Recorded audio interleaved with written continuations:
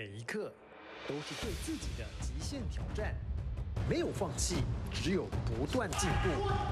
2013年金元杯全国柔术暨国手选拔赛，勇者无惧，摔出骄傲。运动柔术包含演武、请技、对打、格斗。演武是一项模拟攻守情境的防身术运动，请技包含了摔以及地板技术的展现，对打则是以轻接触为主，展现拳腿打击与地板的技术。格斗柔术近似于综合格斗，着重于在场上展现个人最擅长之技术，并取得胜利。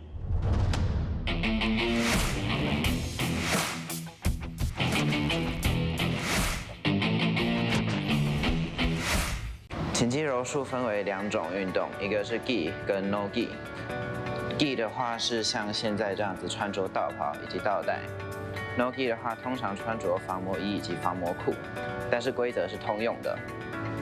请技柔术是一项较为温和的运动，不会像其他运动需要踢或打，但是它有趣的地方在于可以透过卡位置或者是化解力道来达到以小博大的功用。我现在要介绍2种进入地板的方式。第一种是摔，我想要介绍的是扶腰摔，就是先把手抓到对方的腰带的位置，抓深一点，接下来抓对方的腋下底下这块布夹住，转腰塞进对方的腰前面，然后把它摔下去，做扭的动作。第二个是拉防御，先控制对方的领子还有袖子。接下来呢，踩住他的腰，然后把他拉下来，用2只脚夹住。第3个招式是先从全防御的位置衍生出来的攻击招式，就是一样先抓住同一边的领子还有袖子，接下来把膝盖塞到他的腰前面顶住，然后把另外1只脚贴到地板上，做一个剪刀的动作去做扫，然后起来。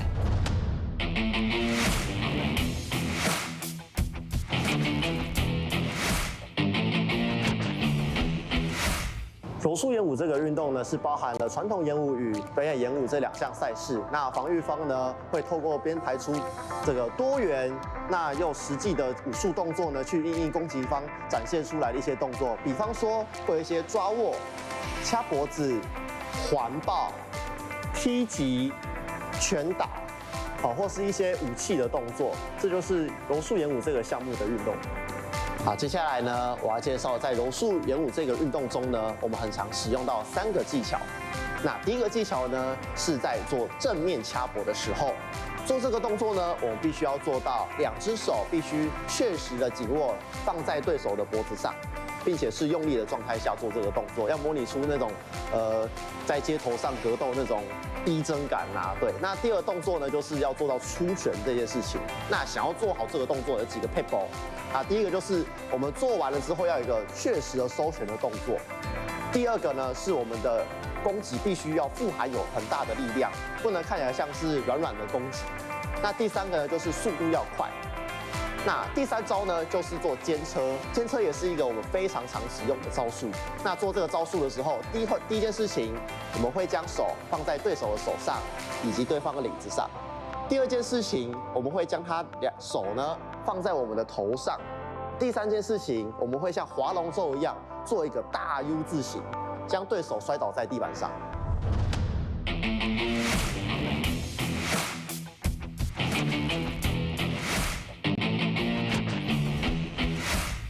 在运动柔术里面，我主要擅长的是对打柔术以及格斗柔术。那对打柔术以及格斗柔术差异在于，一个可以轻打，一个可以重打。那对打柔术里面主要的技术包含踢、打、摔、地板。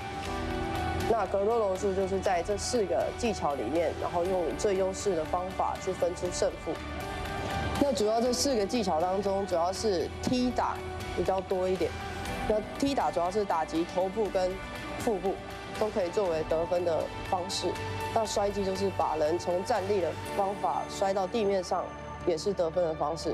或者是到摔击到地板之后，给对方做一些关节技，然后压制的技巧，可以产生得分。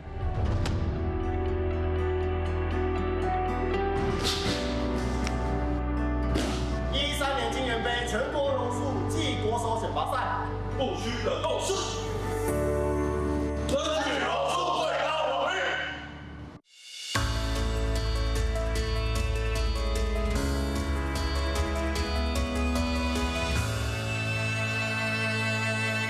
每一刻都是对自己的极限挑战，没有放弃，只有不断进步。2013年金元杯全国柔术暨国手选拔赛，勇者无惧，摔出骄傲。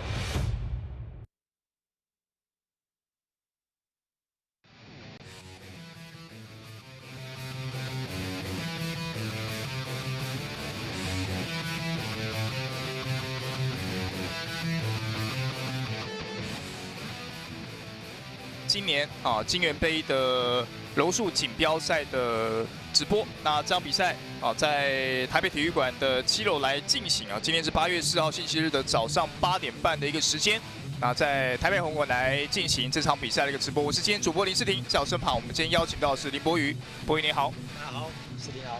好，博宇你的麦克风。大家好，世廷好。好，那这场比赛就要麻烦博宇来帮我们这个观众朋友好好的了解一下这个柔术的比赛。那柔术的比赛其实我想观众朋友比较熟悉的是所谓的柔道比赛。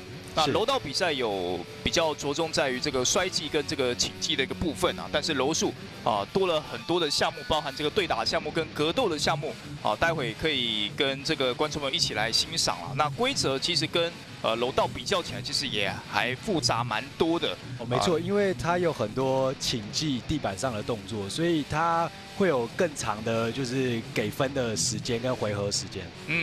所以待会我们看看这个，在这个对打之前，还有所谓的一个演武了啊。演武可能就比较像是这个跆拳道的品势啊，类似的这样子一个套路性的一个表演啊，表演性的这样子的一个比赛啊。对，它会有更多的双人合作的动作或者招式的表现，然后它会有一个指定套路的拳腿动作。所以今天我们看到在整个比赛的场次上面，包含这个演武的项目包含这个擒技的项目还有对打的项目以及格斗的项目等等都会来在今天的比赛来上演。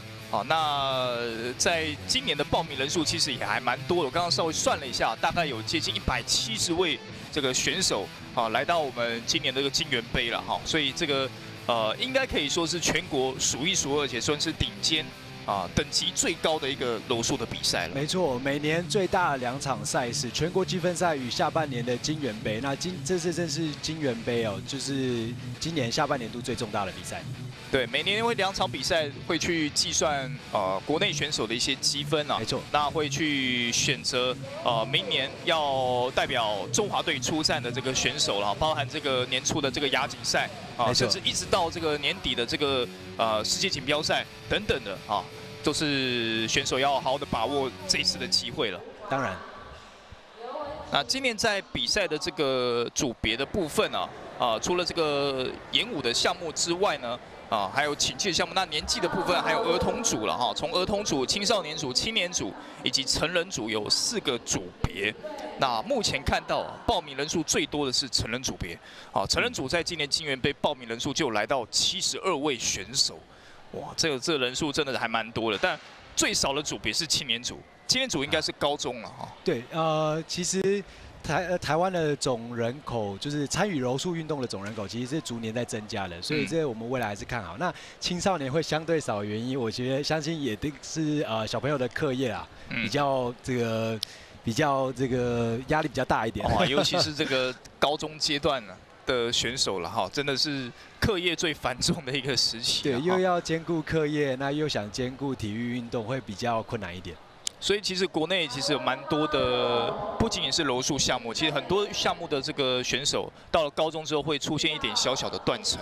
对，没错。如果说选手撑过这段时间，继续往在大学的时候继续练习的话，其实通常都是成绩还算蛮不错的选手。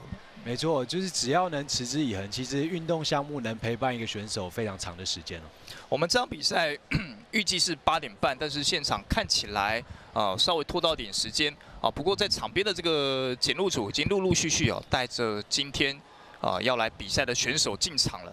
那首先啊，待会我们要来看到的是这个演武项目啊。那演武项目有分为所谓的男女混合，啊，也有所谓的双人演武啊，男子组跟女子组，以及所谓的创意演武啊。那有创意演武，代表说是不是一般的这个所谓的双人演武的这个比赛呢，是有一些规定或者是套路的一些动作？没错，一般我们在技术术语上面，我们会叫做 duo， 就是指双人演武。那它有指定的动作，也就是说，大家在一个指定的套路里面，比谁做的标准，谁的接招快，谁的打击越来越像实战这样子。那创意演武一般叫show，SHOW， 那它会希望大家在基本的套路动作里面接上一些剧情，例如这两个人打起来，他们一定会有他们开始的起承转合，例如他们在争抢一个东西，或是他们在面对面的时候发生了口角，然后开始打起来，会希望你安排一点点就是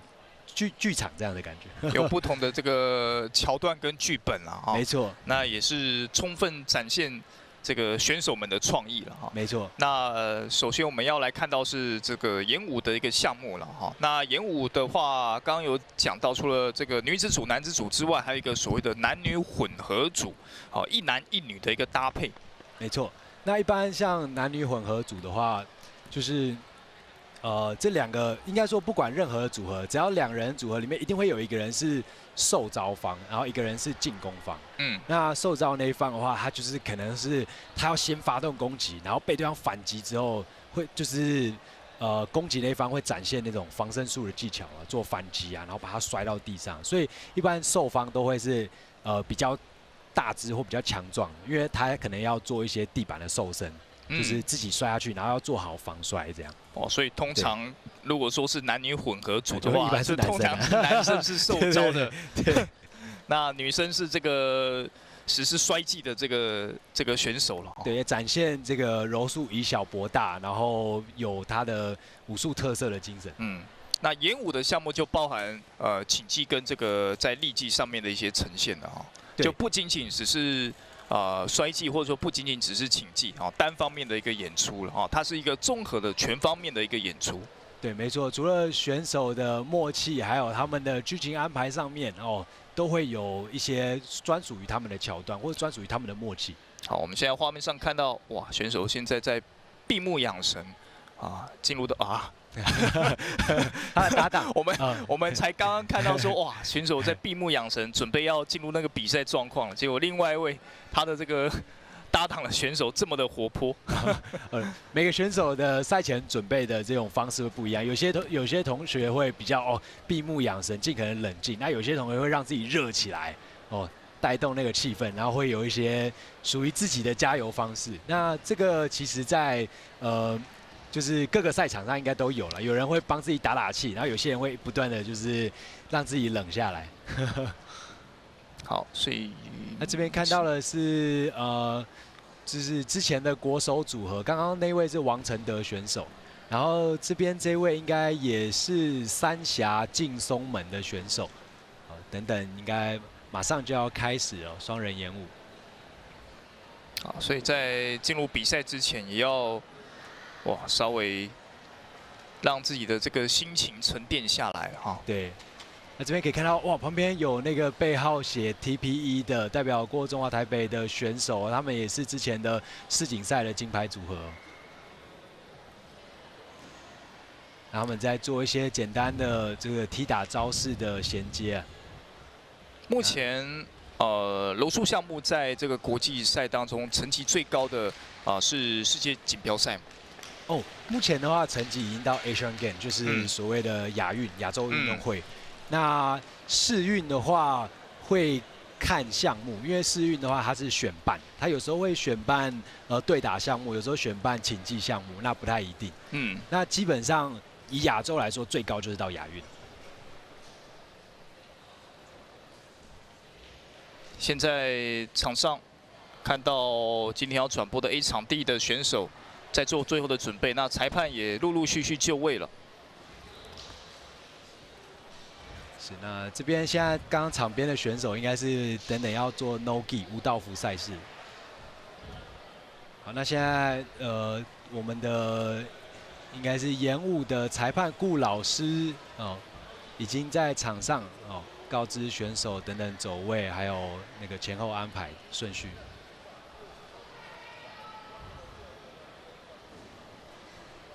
在赛前也要跟选手来稍微讨论一下啊，应该说是告知一下啊，就待会比赛的一些规则。哦，没错，那这边主要告知的是等一下抽牌的顺序，就是大家可以看到，等一下 Duo 双人演武呢，中间的裁判长会抽牌指示说，哦，大家会做 A 系列第几动作这样的方式来指定动作，有点像抽考的感觉。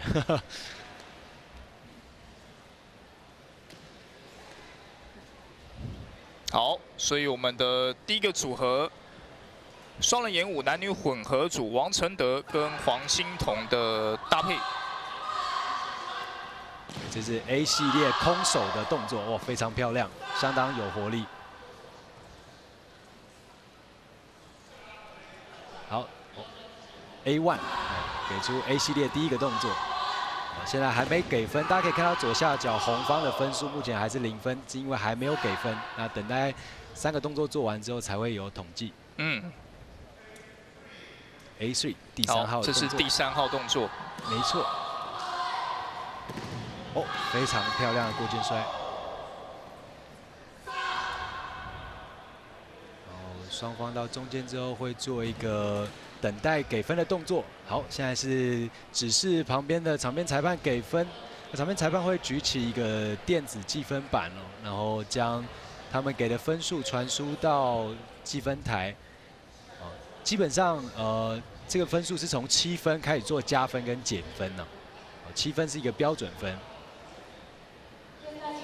刚刚有看到有些裁判给到了7.5，有些裁判给到8分哦。那总分是拿到23分。没错，王承德跟黄欣彤的分数啊拿到23分。对，在 A 系列，然后现在紧接着下一个组合哦，一样是 A 系列的动作。接下来我们看到这是蓝方选手陈孝瑞啊跟刘文琪。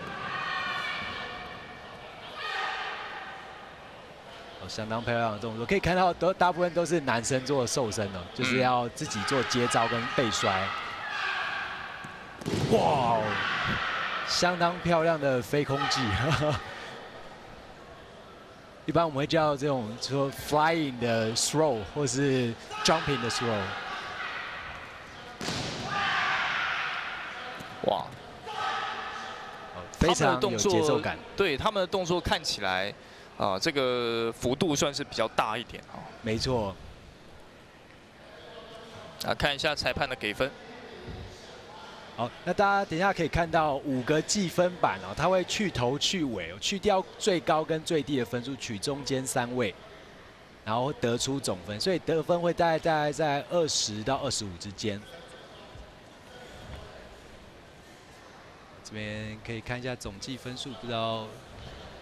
哦，22.5， 22.5，这个略差0.5，有点近啊。接下来我们看到第3个组别是黄玉婷跟吴凯。哦，这个组别看起来年纪可能稍微小一点。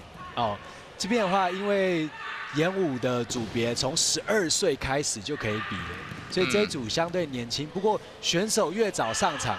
未来面对大场面也不会怯场，所以其实还是要鼓励这样的小选手愿意出来比赛。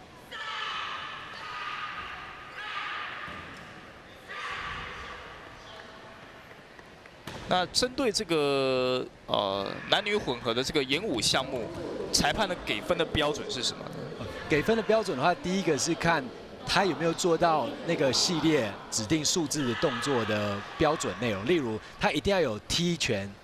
就是踢或是拳的动作，然后被接住之后做一个反击，停住对方动作，再做摔，然后摔到地板之后会做一个打击或是一个降服。像这个动作的话，就是所谓腕十字固定的降服。那其实2位就是同学做的动作都在标准范围内，只是后面的评分加减分会主要在它的力度跟节奏感。如果中间有一点点停顿的话，就会看到，这边有裁判会给6.5分，就是略低于标准分的感觉。那它只会加减0.5或者1分，不会有那种0.1的分数。好，所以黄玉婷跟吴凯拿到19.5分。不过也没关系哦，后面还有3个项目，所以还有机会。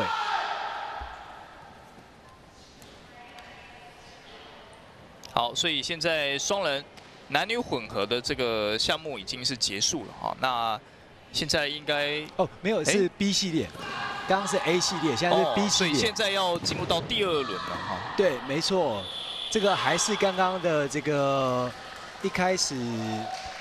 王承德的那个选手的组别，王承德跟黄欣彤选手的组别，只是这是 B 项目。那这样子的双人演武的这个比赛会进行几轮的一个？它会 A、B、C 3个项目全部都做了双组到3组的比较之后，才会给出一个总分。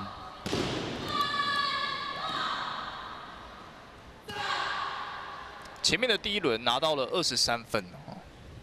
好，没错。现在第2轮 B 系列的给分，还会累计上去，得到一个总分。哇，又是23分！哇，所以总计46分哦。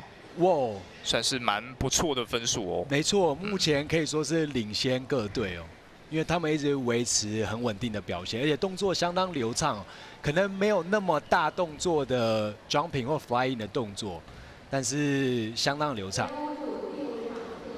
好，前面我看到陈孝瑞、刘文琪这一组是落后0.5分而已了哈，看有没有机会追上。对，这边哇，一个很可惜，一个节奏上的这个失误啊。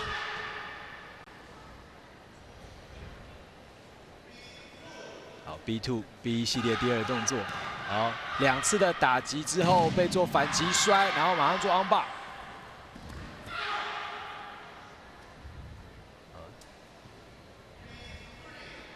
如果不失误的话，还是有机会维持在22分左右。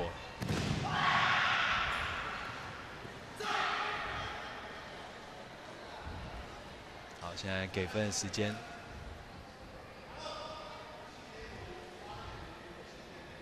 这样加起来大约21.5或22左右。哇，没错，21.5加上总分44，哇，还是稍有落后。不过没关系，还有一个系列。那来，我们看第3组选手，前面是因为3组，所以是一个循环赛哦。陈孝瑞跟刘文琪刚刚加起来分数，刚刚应该是拿到21.5了哈，所以加起来是44分。现在是应该是年纪最小的一组哦，黄玉婷与吴凯。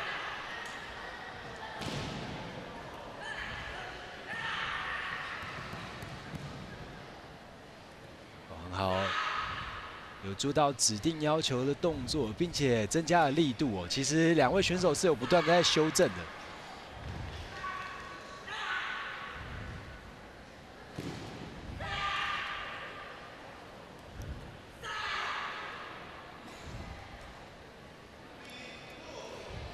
最后一个 B 系列的动作，好哇，一个接招没有拦住，可惜。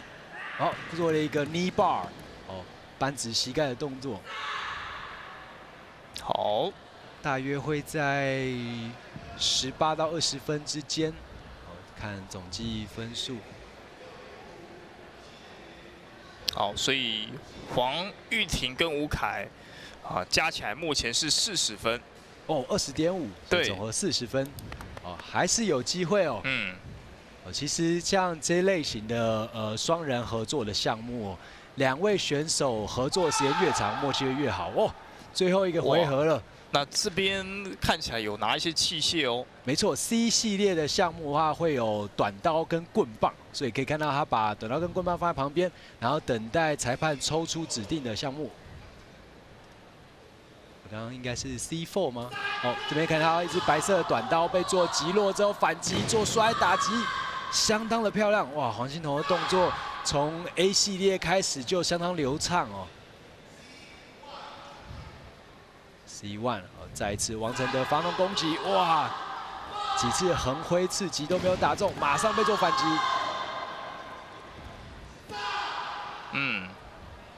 这个组别相当的有默契啊。C 系列第3个动作要换成棍棒哦，攻击距离会更长一点。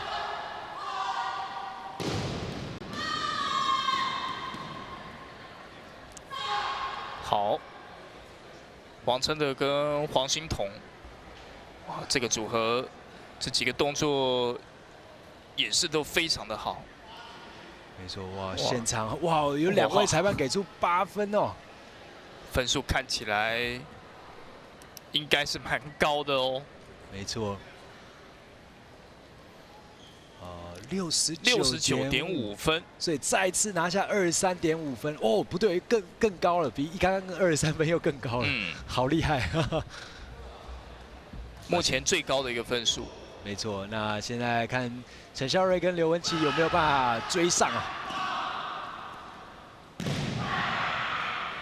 击落之后做了一个外侧的翻摔。C3 现在用短棍，接到短棍之后做了一个万十字。大家其实可以看得出来，就是这些系列动作的指定内容哦。第一个是上击横劈，或是有打击脚步，它是依武器跟打击的位置来做分布。然后呢，再做接招击落武器之后，要做一个摔跟一个地面控制或是打击。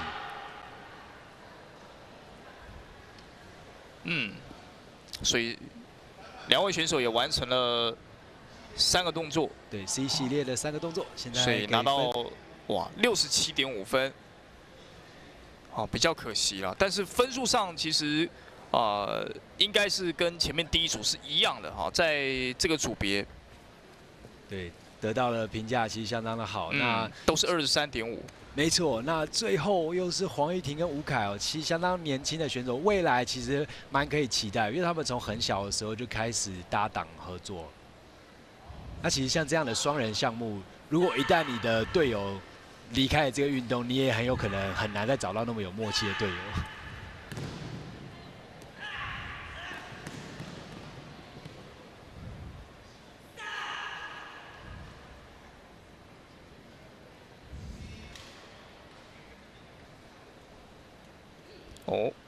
好，放置位置。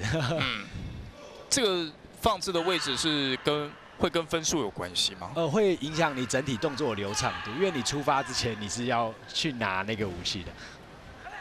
不过我觉得这是一种经验，因为一开始大家练习的时候，你不会去想流程的问题，你都会想我动作有没有做好呀，然后我的力道有没有够啊，但是你不会想到流程。你看现在就会回到定位。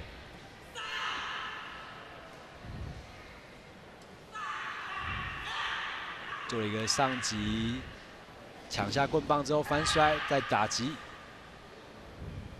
好，结束 C 系列最后一个动作。好，2位选手完成了最后的动作，来看看裁判的给分。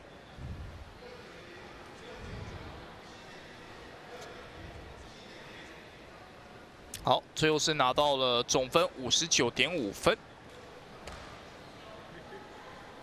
19.5其实还是相当不错，未来其实相当可以期待，因为还是一样，这个双人演武项目从12岁开始就可以参加全民运，那可以从非常小的时候就开始培养默契了，所以未来是相当可以期待的。好，所以在3组选手都完成了所有的演武的比赛之后 ，A、B、C 3个组别的这个动作之后呢？现在看看是不是名次已经出来了？对，应该等等会公布总分的名次。那如果没有意外的话，应该会由王承德与黄信龙的组别拿下今天的混双冠军。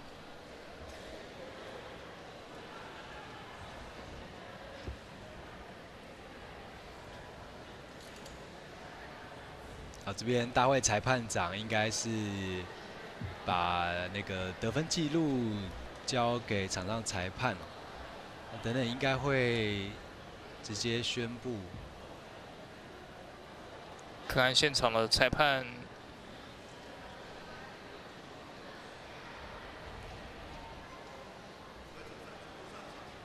好，他会请顾老师裁判请3组选手都上场，那应该是要宣布名次。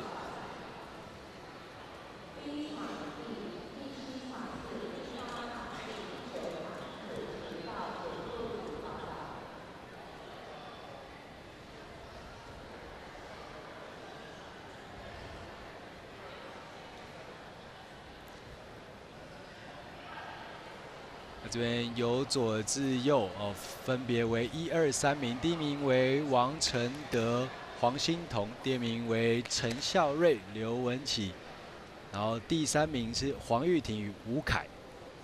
好，我们恭喜王承德跟黄欣彤啊。那同时，这个第2组的陈孝瑞、刘文启其实成绩也蛮接近的了哈。没错。那再来就是小学弟、小学妹啊，黄玉婷跟吴凯，这个后势可期。没错，现在以他们的年纪来讲，未来还是有很大的一个成长空间。没错，未来永远是年轻人的。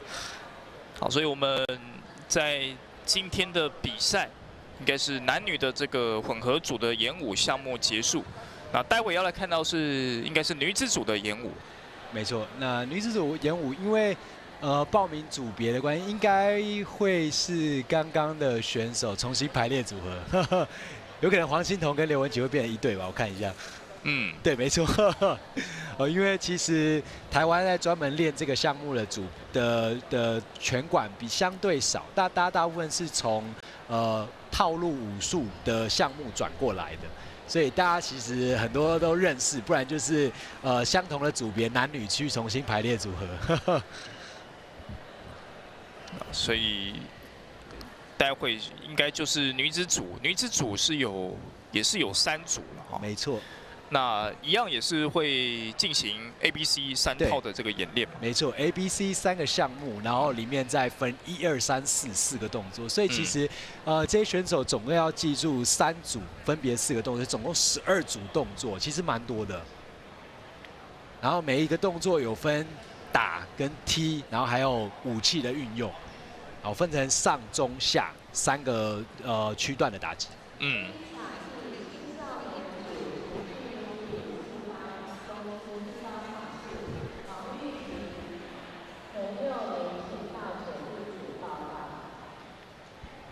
现在上第1组应该是庄佩珍与许如华的组别。好，第1组我们看到庄佩珍、许如华。好，做了一个踢击接打击后，做了一个摔，然后做了一个十字固定。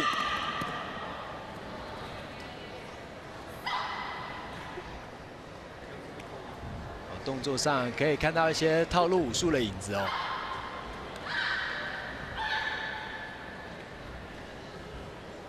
在做抓位的时候，哇，一点点失误，有点没对到，相当可惜。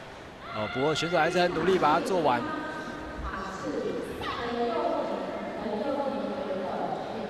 看起来应该是动作的流畅性没有到很好。对，没错，因为其实有一些选手平常是做个人竞技的，就是一些竞技啊或对打，那转过来做双人合作的时候，如果默契不够的话，偶尔会出现这个招式衔接不上的状况。不过没关系，因为套路武术本身的这个打击伤害啊，相对的比较少，所以其实选手可以慢慢的去训练默契，达到比较流畅的配合。好，第1轮。庄佩珍跟许如华拿到18分，这是 A 组的动作。现在第2组搭配是刘文启与黄欣彤哦，也是就是刚刚2位混双的女子组别交换，做了一个翻摔后的肘击A2 的动作，做了一个中段踢击，接招打击之后马上做摔，相当的流畅。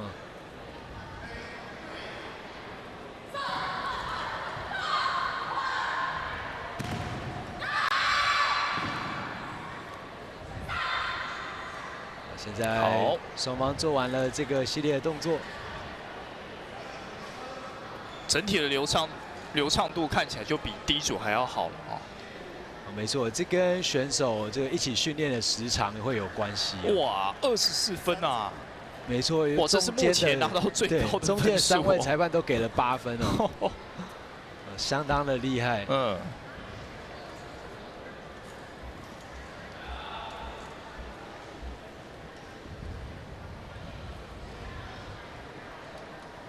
紧接着第3组黄竹崎与袁成书。黄竹崎、袁成书。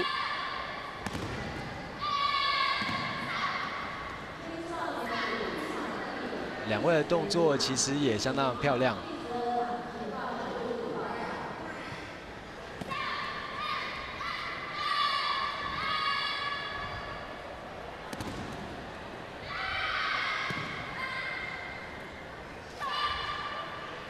也是相对年轻的组合哦。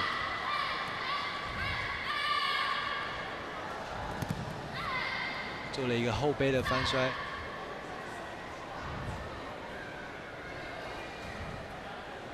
好，2位选手完成了 A 组的动作，看看他们的分数，应该会拿下21分左右，中间3位都给了7分。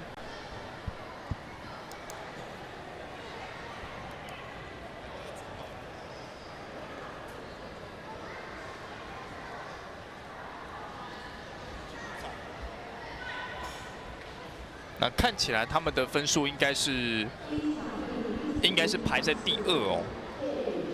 如果说是21分的话，我们先看到 B 组啊 ，B 项目的这个动作。对 B 项目的动作，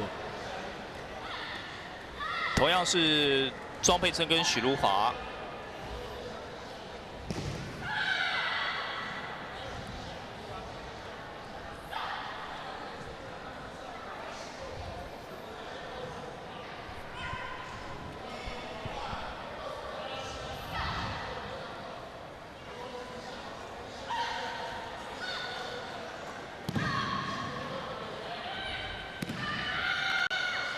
双方的动作有力道，但是缺乏了一点流畅。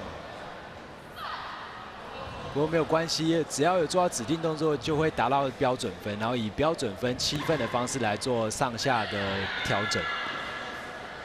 这边摔了之后做了一个 knee bar， 所谓的这个膝十字固定。好，看看他们拿到几分。这是 B 系列的得分，中间3位大约在6分到6.5分左右，所以大约会在18分、19分上下。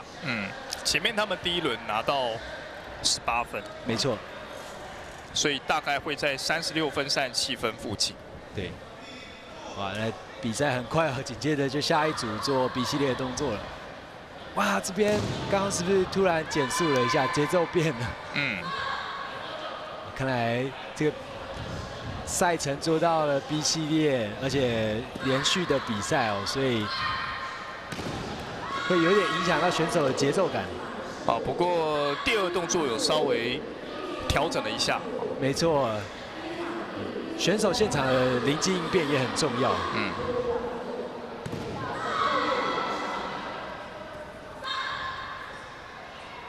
做了一个引导的破势之后，向后翻摔。这边等待 B 系列的分数。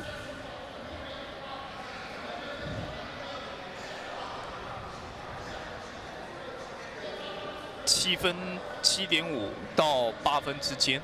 没错。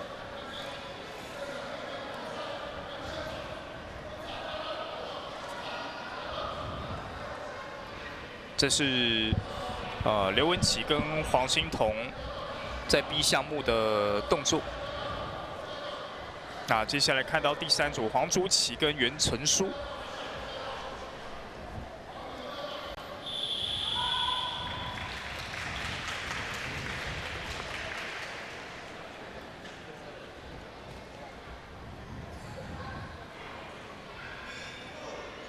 B 系列第2动作。做了一个中段踢击，被接住之后做了一个很大的破势动作，摔。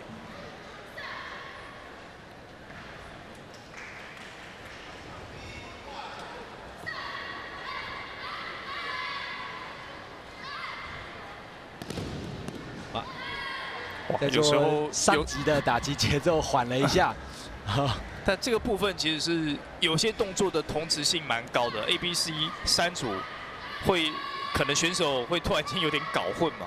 对，那其实它有一个基本的排列组合，基本上就是T 级或是拳打，然后分上中下。你可以认知大概就是 A 会有拳打，然后上段、中段、下段。然后B 系列可能就是 T 级上段、中段、下段这样。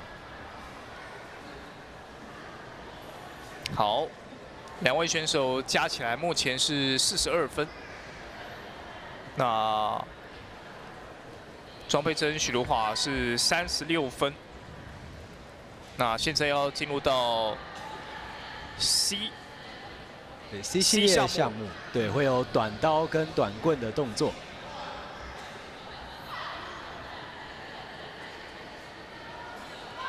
反手握刀，然后做上击，被做接招，击下武器之后再做降服。可以看到大部分的这个 C 系列的动作都不需要做夺刀夺棍哦，就是你必须要击落或是拿下对方手上的武器。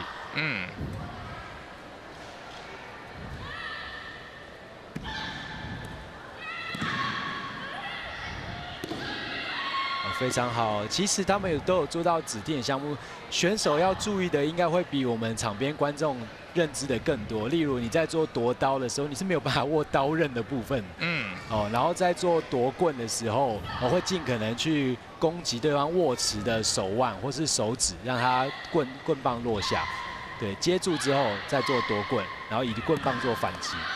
其实选手都有做到指定的内容，但是有可能是因为太专注于记招式哦，所以会影响他们的流畅。而且在比赛场上，其实那个紧张感是更重。没错，那个肾上腺素。对，平常如果自己练习的话，还有一面镜子可以去看啊。那现在就是只有裁判在看你。55分，这是2位选手庄佩珍跟许茹华拿到了总分。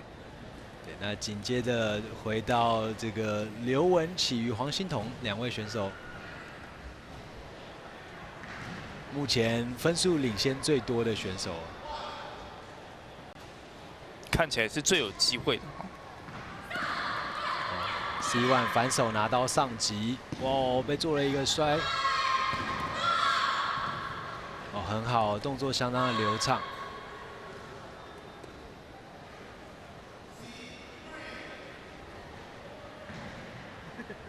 3系列会拿回短棍，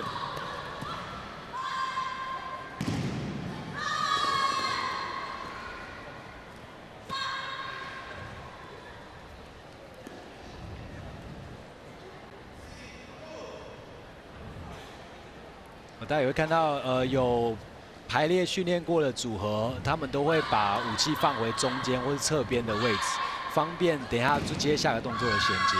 那可以看得出来，这2位刘选手跟黄选手相当有默契，他们会固定把武器放回中间。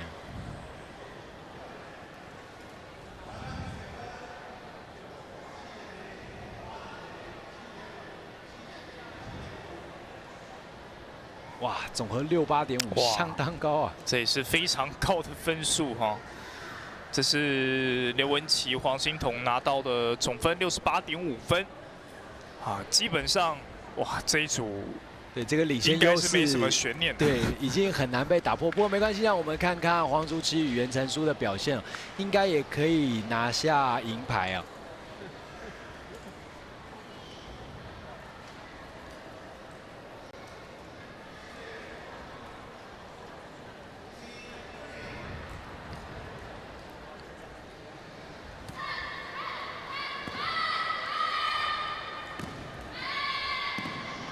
大家可以发现，这个黄竹琪跟袁成书2位选手站位是反架哦，也就是一位是左手在前，一位右手在前，双方是相反的。那这时候有时候你的动作就会变成没有办法完全的左右交替，所以他们的组合其实会需要一些比较复杂的搭配。那不知道2位选手会不会有想要改习惯，就是改成2个人都是右脚在前，或2个人都左脚在前。那如果没有改的话，他们会需要一些其他的动作组合来把左右协调调过来。不过这几个动作也做得非常流畅哦，总分至少拿下20分以上不是问题。在这个系列拿下20分不是问题哦。嗯。哦，就刚好20分吗？是吗？刚刚闪了一下。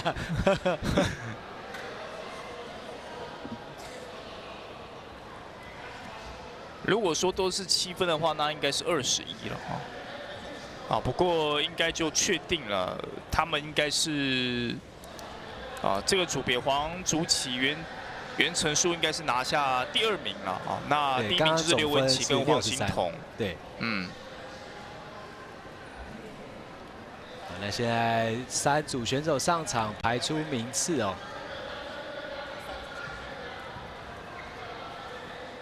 上场的话，他们是按出场顺序来排，然后现在由场上的顾裁判来发布这个名次。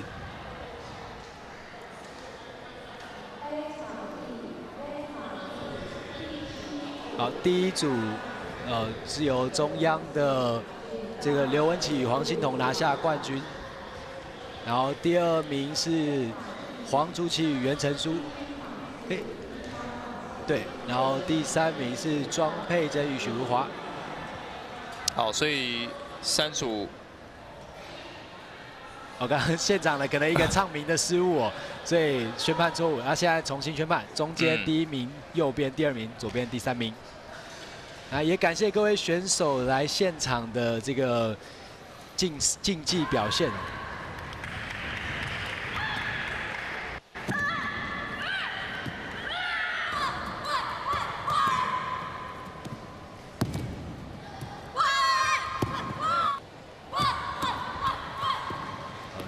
冠军组的选手动作会更有力量，并且流畅。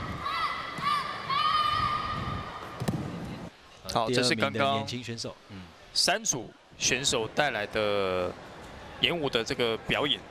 那我们看完了女子组之后，接下来要来看到是男子组。好，男子组的话，当然在力量在速度上是比女子组还要再来得更快、更强但是动作的熟练度就不一定喽。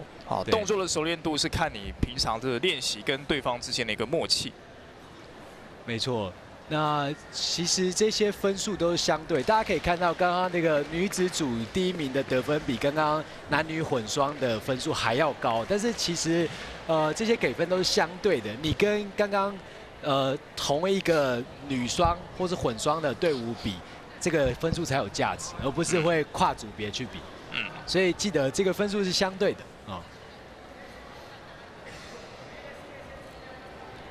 你比同个组别的这个其他的队伍还来的高分就可以了。对，没错。场边我们看到这是小朋友，2个小小朋友等待请记组别的小朋友，应该是同个道馆出来的。对。现在回到我们的赛场，男子组的赛事。今天我们会看到这个除了演武的项目之外，待会还有这个所谓的请技，没错，稍晚的对打以及还有最终的这个格斗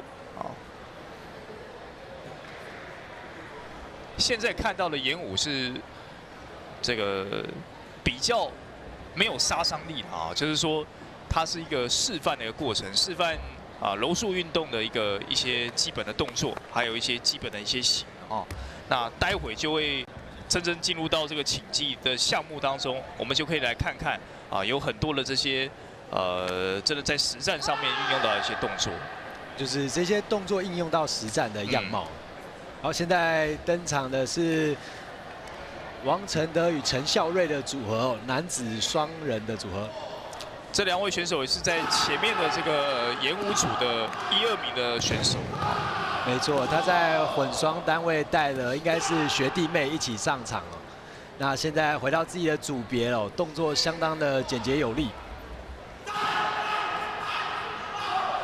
会做一个上击躲开之后反击，马上做了一个摔，相当的流畅。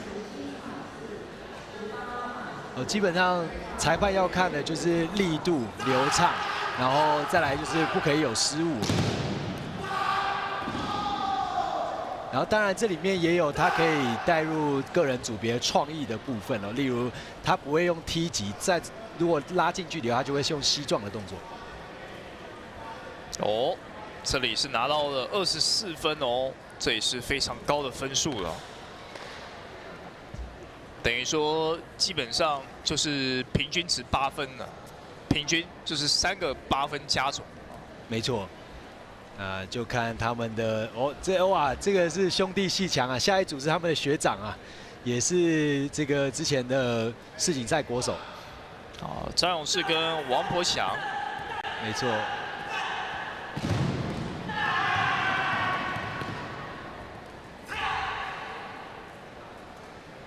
动作也是非常的有质量哦。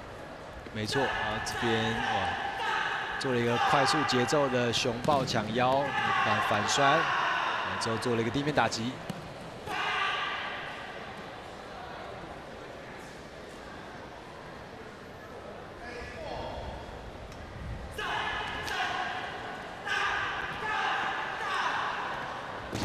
哇，一个过肩摔。相当漂亮的力量其实也非常的好。没错。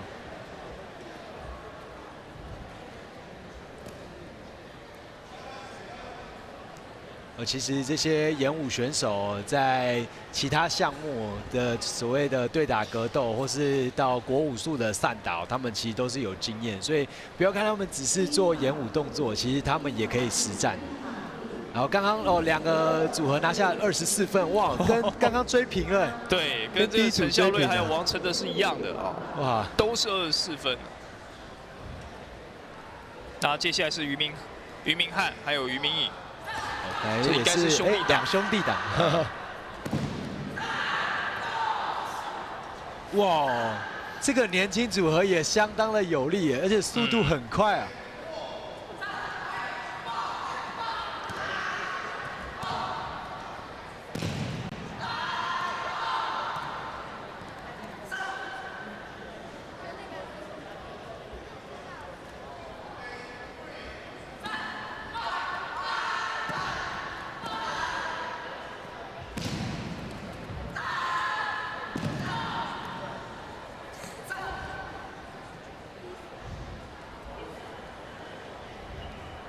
现在双人等分，哇，分数也不错哦。其实分数也还蛮高的哦。那最终是拿到了22分。哇，果然英雄出少年啊，跟国手同场竞技，其实相差并不远哦。未来相当可期啊。最后我们看到黄佑博还有陈有钱。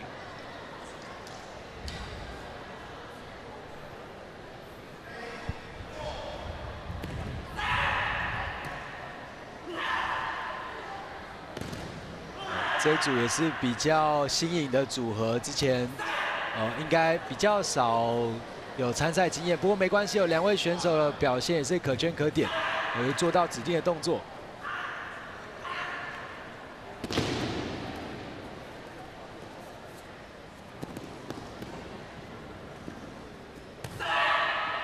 很漂亮。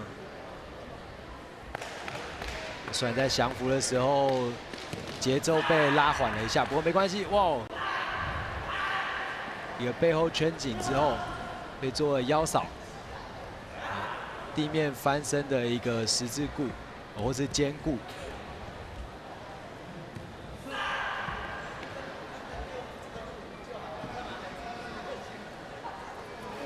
好，2位选手拿到了20.5分。不错，以这个年轻选手组合，其实也相当不错，因为连续4组哦，如果前面选手已经给了，例如2组国手已经给了很高的印象分数哦，其实会影响到后面选手的表现哦。那还是可以维持在20分以上，其实已经相当的有看头。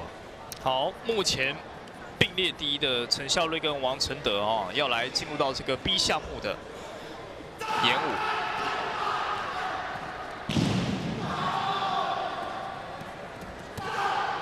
前面是拿到24分哦。没错，刚刚又是跟这个第2组的张永士还有王博祥一样。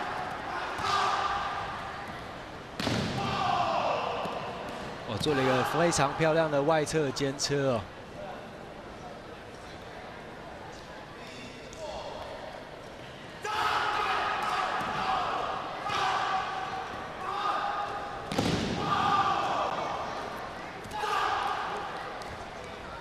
双方的动作，这不愧是国手级的表现哦。然后大家可以看到，他们连跪姿都有搭配过节奏，而且双方是对称。所以这个国手组别在流程与这个动作细节上会更多，49.5分哦。所以等于是说是更高了，25分哦，25.5分啊，还有个那个小数点后的分数，哇！更上一层啊！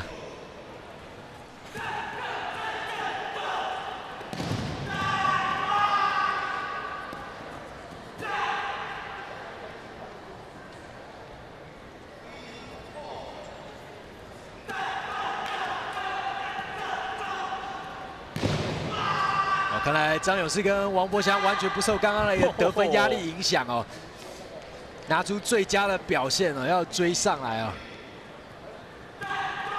现在 B3 哦，提及的反击，马上接了一个摔做地面打击，结束这个回合。现在就看他们可以拿下几分了。哇，这个裁判很难判哦，真的哇哦！而且双方在标准动作外的默契组合也相当好哦。哦，裁判给出了8.5哎，结果48.5分。等于说是少了陈孝瑞、王承德1分呢。哦，1分的差距啊！哇，感觉还不太好追哦。还有机会。哇，因为一组现在是到 B 项目啦 ，B 项目结束之后1分的差距，就看待会 C 项目了哈，器械。没错。俞明翰、俞明颖，这2兄弟的搭档哦。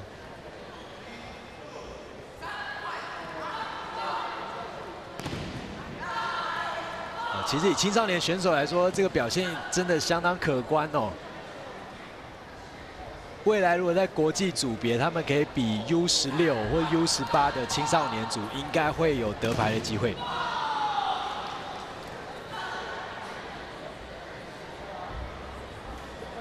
好 ，B 组动作完成。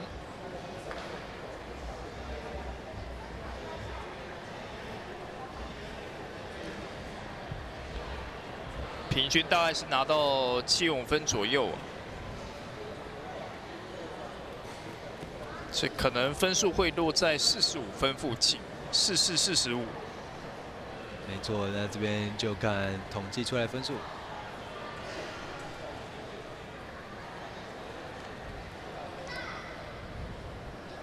好，再来我们看到是最后的第4组，黄佑博跟陈有钱。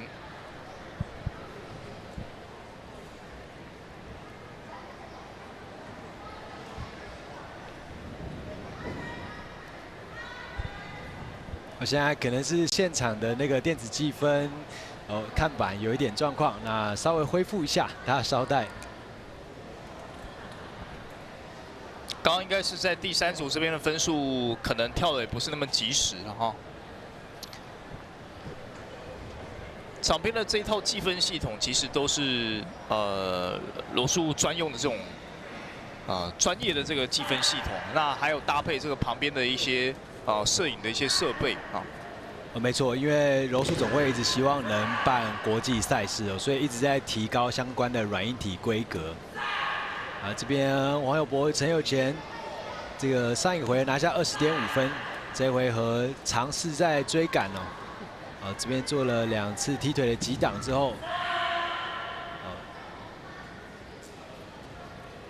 做了一个摔跟打击的终结。有点可惜，刚刚的动作好像有一点点不熟练哦，在接招的时候出现了停顿。但是选手还是很努力的把它做完哦，因为这毕竟是演武项目，你是没有办法说临时终止的。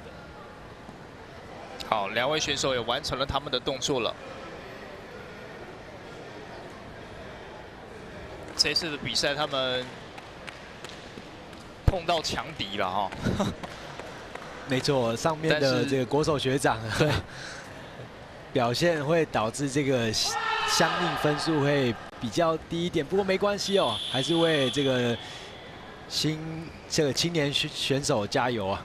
希望未来有他们的舞台，他们的机会。好，接下来看到是最后的C项目哈，器械项目。C4 拿短棍。短棍上击之后被击落，哇！一个过肩摔。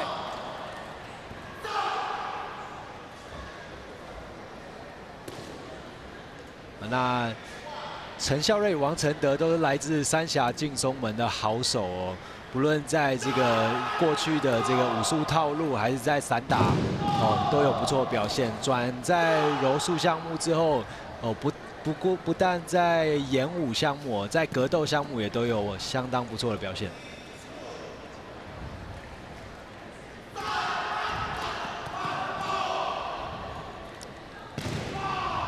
这个短刀击落跟肩车哦，相当漂亮。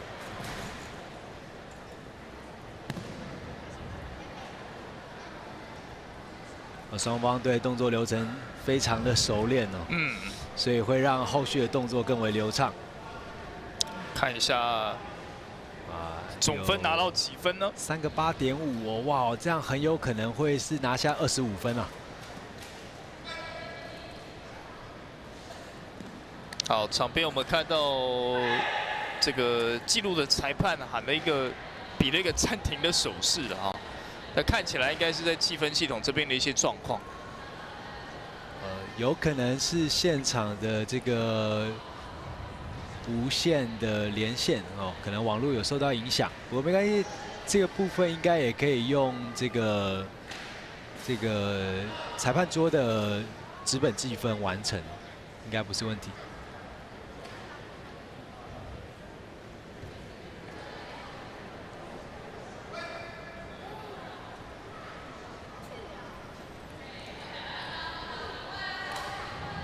所以场边的裁判在试图排除这样的一个状况啊。那场上的比赛现在要进入到第2组，张永士跟王博祥最后一组了。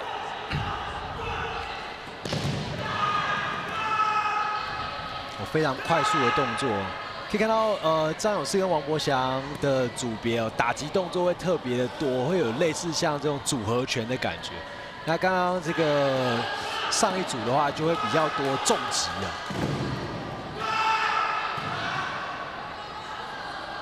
这个张永士跟王博祥组的这个小动作特别多，会有一些什么推打身体啊，然后把对方推倒的动作。不过看起来整个视觉的感受度来讲会更强烈一点。对，没错，会让他们的这个剧本感觉哇更完整。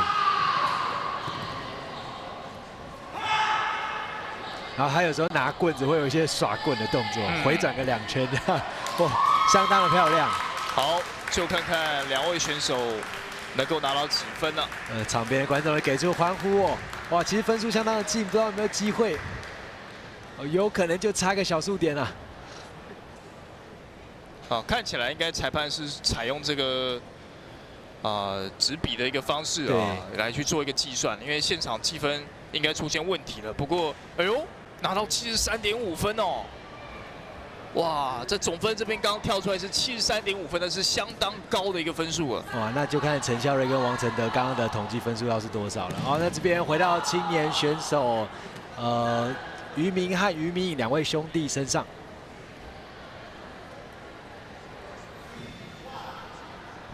C1，短刀。在 C 系列最困难的地方就是反手拿刀跟正手拿刀，然后还有在做夺刀的时候要避开刀刃的部分，然后还有短棍跟刀交替的时候那个武器的长短变化。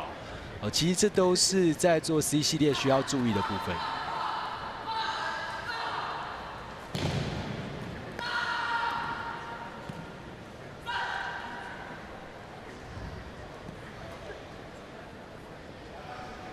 好，两位选手瑜伽兄弟也完成了他们的演武。哇，其实也都拿在7分以上哦，他们都有达到标准分以上的得分哦，相当不错的表现，66.5为两位选手的鼓掌哈。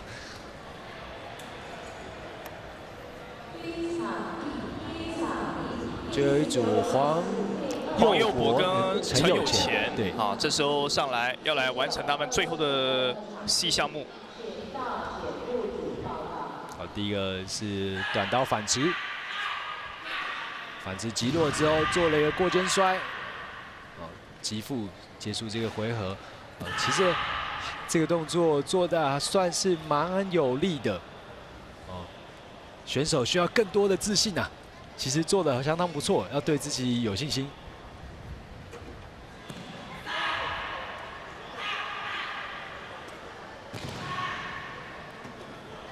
侧身中段的接招稍有一点缓慢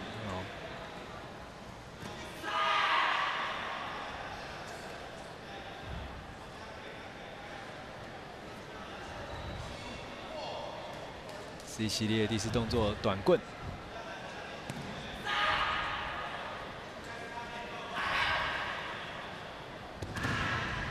相当漂亮的这个引导破式哦，拉着袖子引导对方的动作，最后做出摔。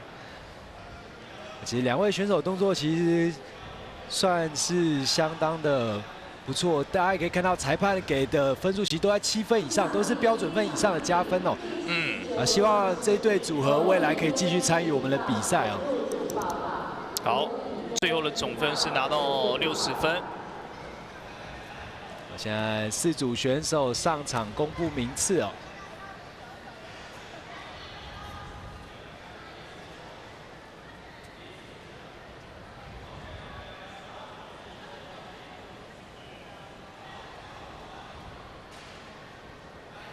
那这边可能要等待后方纸本的总计，然后会交给场上的顾裁判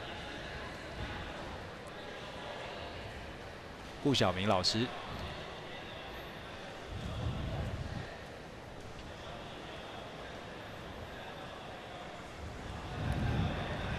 现在后面的计分板有出现分数加总了，所以应该等等就会看到所有人的分数了。现在是比较紧张的是陈孝瑞跟王承德，还有张永士，还有王博祥。我现在看到背后似乎是75分哦，因为他们刚刚其实是没有看到自己总分的。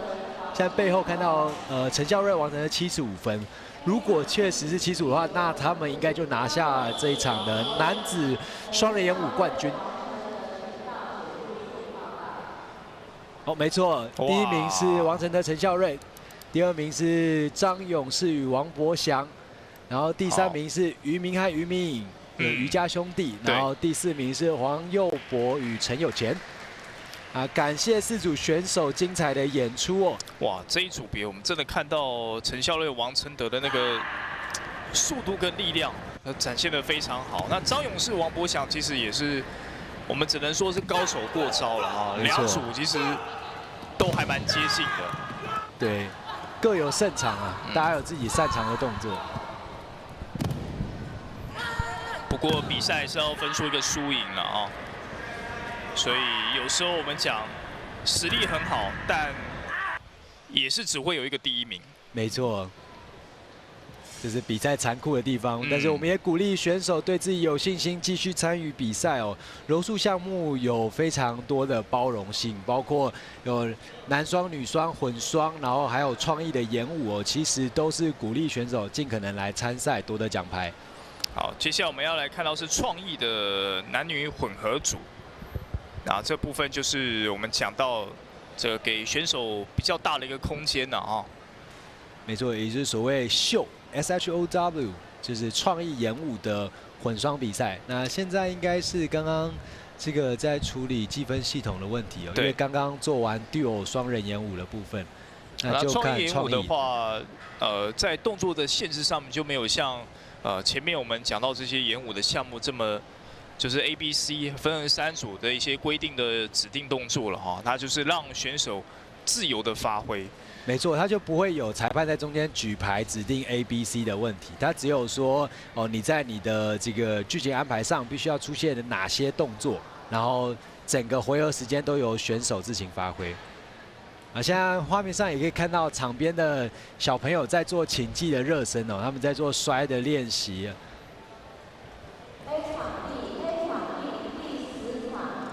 那待会这个所谓的创意组的比赛会跟前面的我们看到这些演武的比赛一样，会进行回合制嘛？就是它会分成3个回合来进行吗？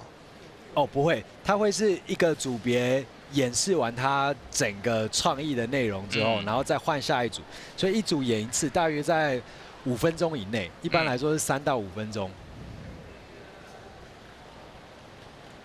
对，因为它有一些剧情的需求了啊，所以它要直接一套把它给演完了啊。对，我这边看到场边的选手刚刚直接生吞了一个巧克力，有可能是过完磅之后太饿了。这过磅的时间应该是在昨天的这个下午时间啊。对，那但是今天大家应该还是想办法再恢复体重，多吃多喝。你比对要多重1克，就是1克的重量啊。这也是积极性运动常常我们讲蛮辛苦的一个地方了啊。除了训练辛苦之外，有时候这个体重的控制也蛮辛苦的。对，没错，在做量级减重上面哦，有时候可以制造出非常大的优势。那尤其是过磅的时间，其实通常都会选择在比赛的前一天呐啊。那比赛前一天过磅完之后，那个晚上到隔天比赛开始之前的这段时间，是你可以自己去运用的。对，没错，一般大家只要这个允许的情况下，都会不断的补水、补充电解质，想办法把体重喝回来，因为你会提前一天过磅了，所以有些选手会用脱水的方式。好，现场我们应该也是在等待裁判。那这边可以看到观众席上哦，来自各方的选手，刚刚有来自这个宜兰市的选手，然后这边有看到这个台湾巴西柔术，那还有刚刚旁边在热身的小朋友来自五甲哦，各地的道馆哦，大家齐聚一堂参与今天的盛会。好，其实柔术运动在其中几个项目，包含这个对打项目，以及甚至是后续的这个所谓的格斗的项目当中，蛮接近综合格斗的哈。其实有非常多的动作都算是很类似，而且同质性很高啊，都有所谓的踢技啦，还有拳技啦、力技啦、摔技，甚至是擒技的一些发挥哈。对，它等于说就是一个综合格斗了。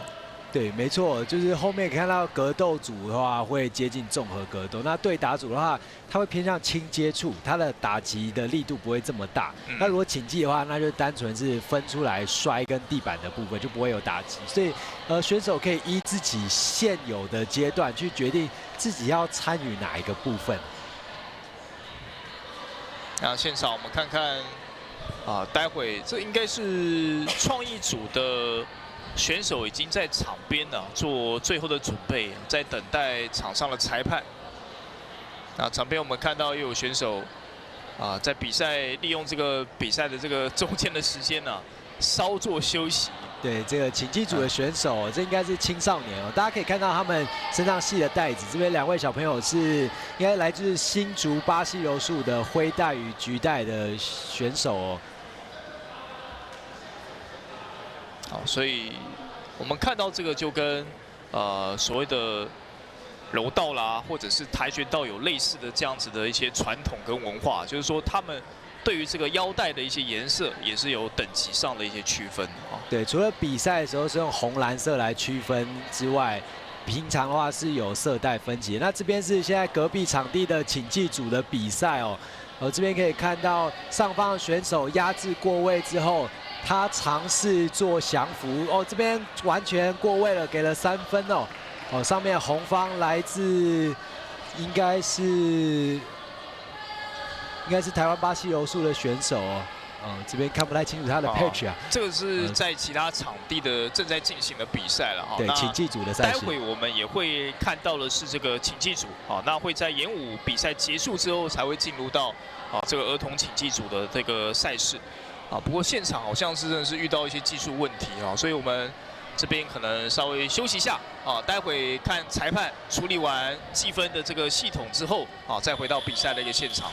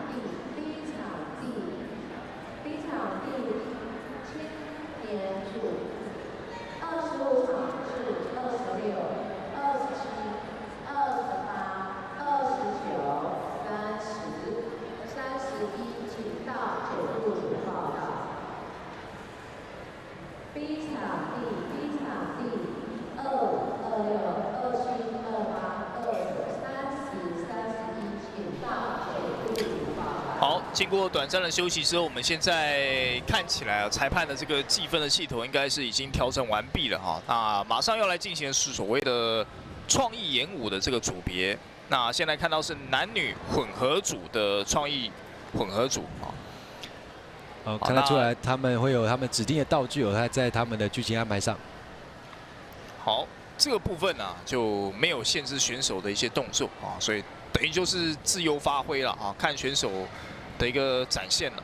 那这边可以看一下选手的这个剧情安排，现在开始了。这一组是陈孝瑞跟刘文琪。哦，拿着扇子。哦，是一个抢扇子的这个剧本哦。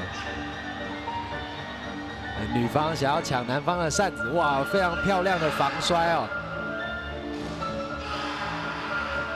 哦，这边陈孝做了一个打击之后，嘿，很高兴哦，跑过去拿他的扇子，哇，没想到女方马上刘文琪跟上来哦，把扇子抢了回来。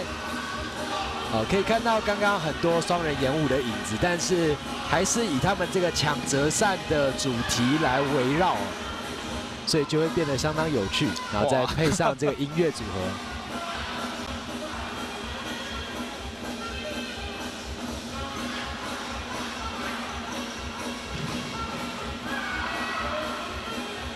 这个扇子可能是孔金梅啦哈，所以大家都想抢，大家都想抢啊！哇，做了一个穿过身体的这个戏耍的动作，相当漂亮。而这边可以看得到选手的创意哦，与他们的这个默契安排。哇，拿了武器了，不一样了。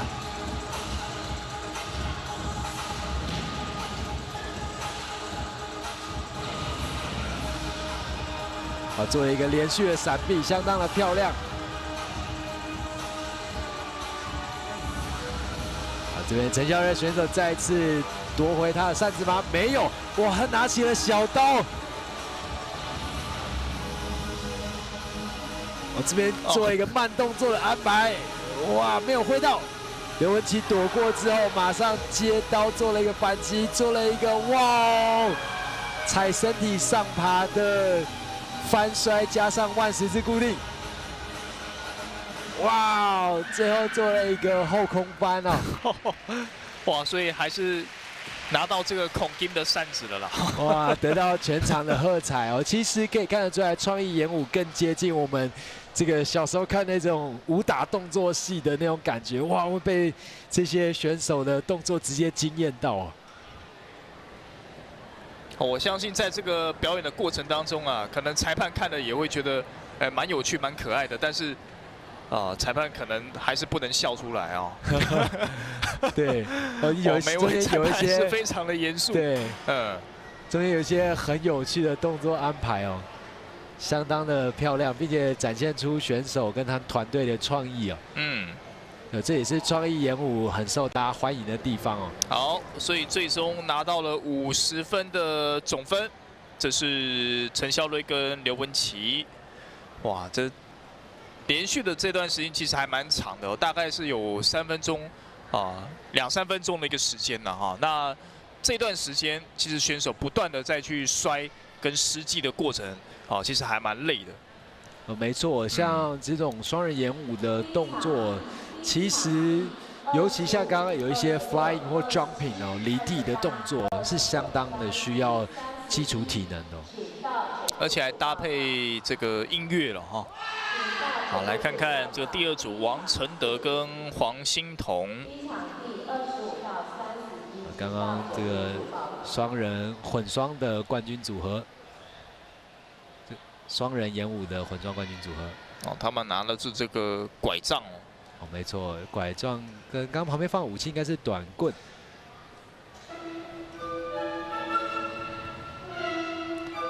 似乎在找寻着什么东西。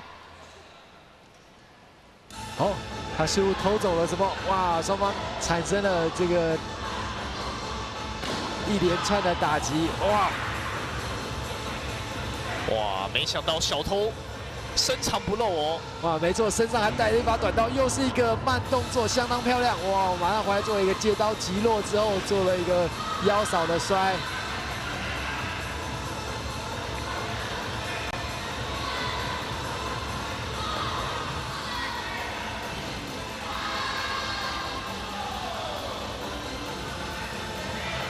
哇，居然还冲上去追击，哇，被做了一个反击。哦，双方有来有往。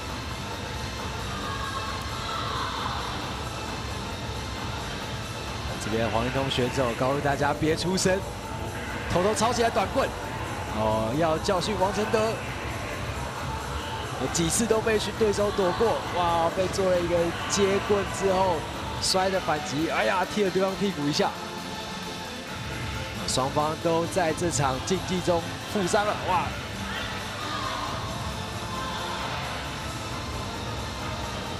哦，大招要来了！哇，做了一个翻摔夹头，感觉可能有一点小miss啊，对，好像刚那一下没有夹到。好，这是王承德跟黄兴彤的演武啊，创意演武的一个表演。那剧情也是蛮精彩的啊。没错。最后的这个动作是有一点小小的瑕疵。其实相对困难啦，这样的技术。那挑战更高阶的技术，在做的时候失误率也会比较容易变高啊。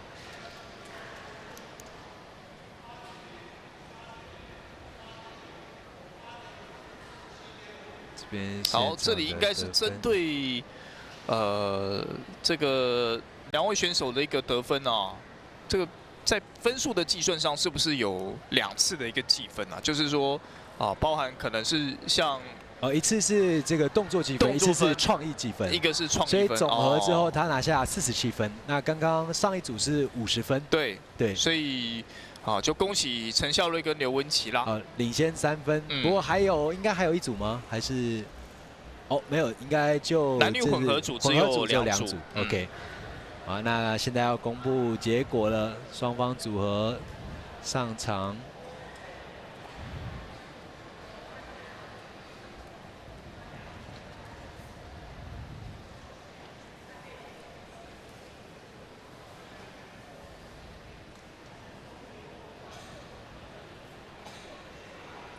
现在混双组合面对面等待结果宣判。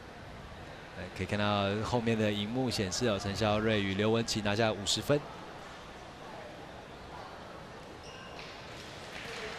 好，也恭喜这个陈孝瑞、刘文琪，然后感谢王承德与黄兴彤，哇，4位选手。这一段演武的这个表演，让我们看了算是还蛮有趣的。而且2组都有搭配这所谓的 slow motion 慢动作。没错，他们来自这个三峡劲松门的这种演武的套路安排已经相当熟练了，所以也有类似的剧情安排。不过这个动作也是完全不一样一个是正手刀，一个是反手刀。但是刚刚这个同样都是慢动作，但是刘文琪会比较累一点，因为他是后仰下腰的这个方式去闪，背桥的方式。这边来到女子双人的演武吗？女子双人创意的。接下来是女子组啊，那女子组也是一样有2组的人马。哎呦，带着伞，而且这个伞很特别，是直伞。是一个抢自拍的剧情，要跟他自拍，然后抢他的伞，自拍不成抢伞的剧情。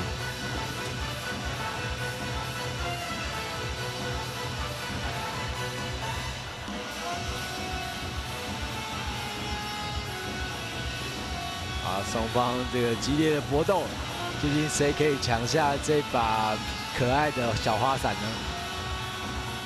哇！居然捡到一把短刀，连帮求饶，但是求饶中带着反击，哇，相当不错的这个技术融入有把双人演武中的动作融入进来。抢回花伞之后，哇，这个相当有表现力的动作，哇，又打了起来。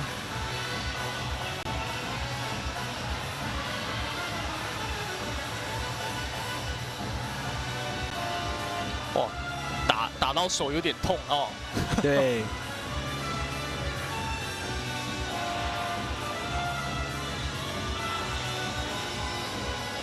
踢空了，哦，其实有早期在看那个成龙电影的感觉，打空了啊，手痛，摔个几下。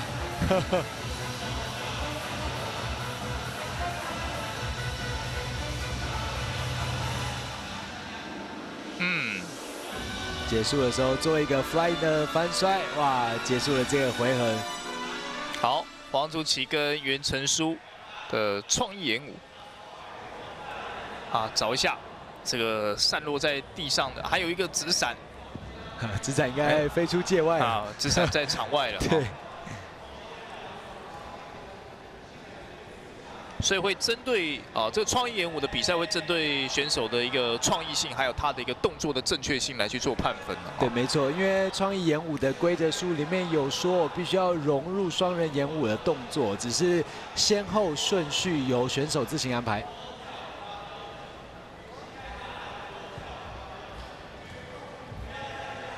好，两位选手拿到了总分45分。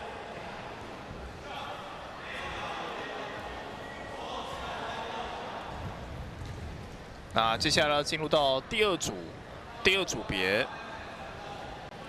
第二组别也是在刚刚前面有出赛啊，那拿到这个女子演武的冠军的选手啊，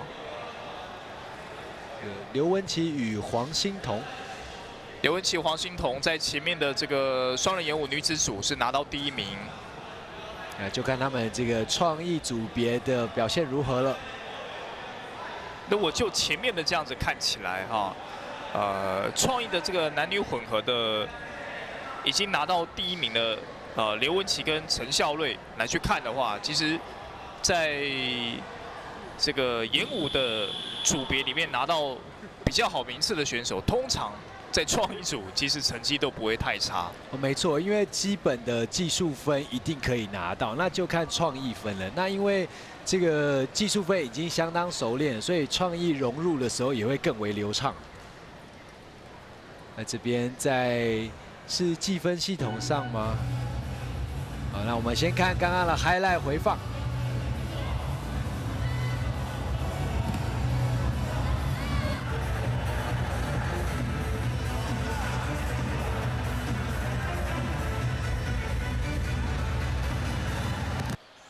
最后做一个跳跃的摔结束这个回合。这边现场交换了裁判没有，还是顾晓明老师。裁判长林伟全老师应该是调整了，这应该是顺序吧，应该是上场顺序的问题。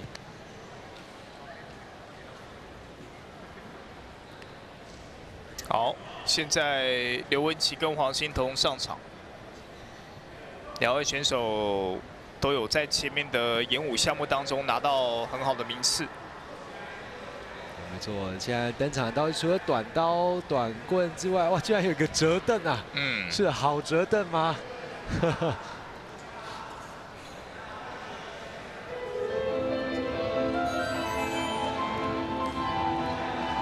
听起来像一个出游的节奏，哇，椅子居然坐空了，被刘文琪抢走。双方为了椅子大打出手。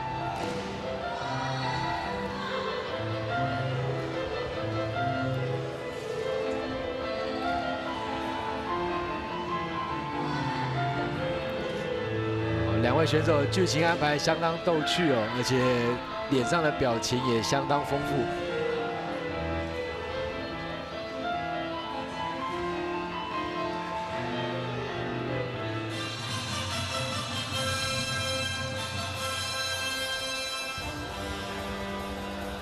哇，还利用折凳来当武器。没错。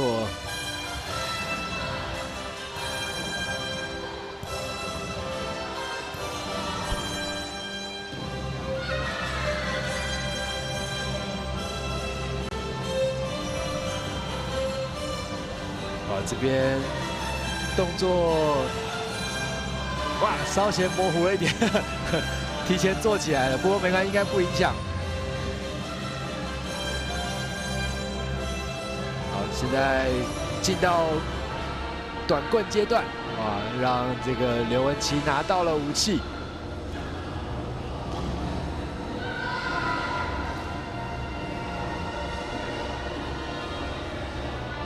居然拿起了小刀，进到了最后的回合吗？再来一个慢动作，一个 slow motion 接回来。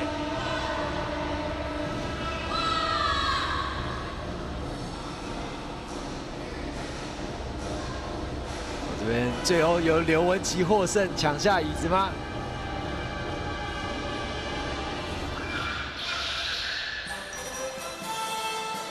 好，看来双方的动作是结束了。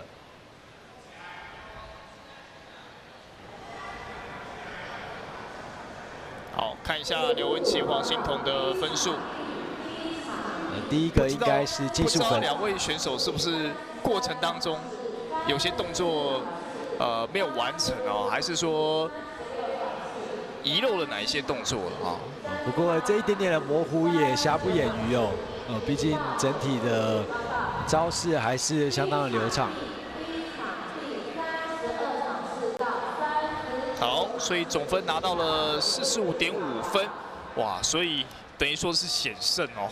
对，险胜了，哇，有点意外啊。哇，刚刚黄竹琪跟袁成书其实拿到45分了。对，我原本以为在招式上的领先哦，就会大幅拉开，就只差0.5分哦，所以其实每一组来参赛的选手都是有希望的哦。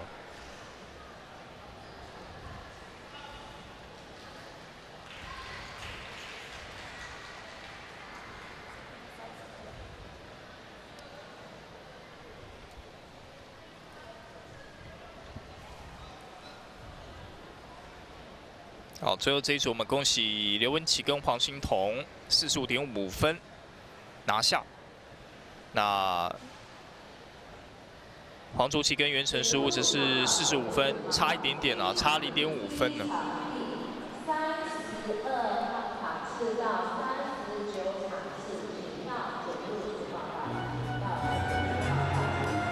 这是刚刚这个抢着拍照的阶段。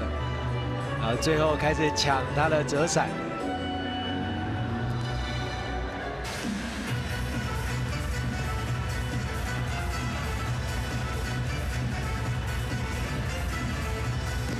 透过不同的角度来看一下，这是刚刚的直闪组第一组，也就是我们黄竹琪跟袁成书的这个组别了哈。那还有这个现在要看到是男子组了。创意组男子组的比赛，他跟刚刚的剧情安排一样是抢椅子哦，双方是同门师兄妹，由男子组来演示会是什么样子呢？哇，双方的表情相当到位哦，对，打击力度也非常的刚猛，跟这个女子组的感觉又不太一样，双方抢椅子抢得相当猛烈。两位师兄弟大打出手啊！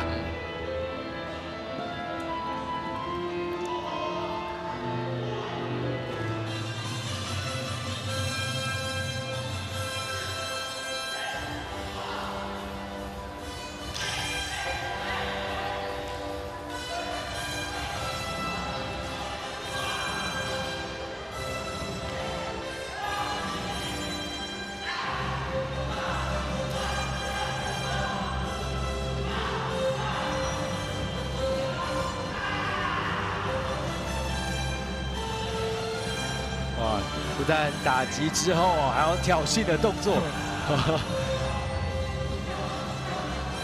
在想要补到的时候又被对方反击啊！这个前后的这个反转相当精彩，哇，捡到短棍了，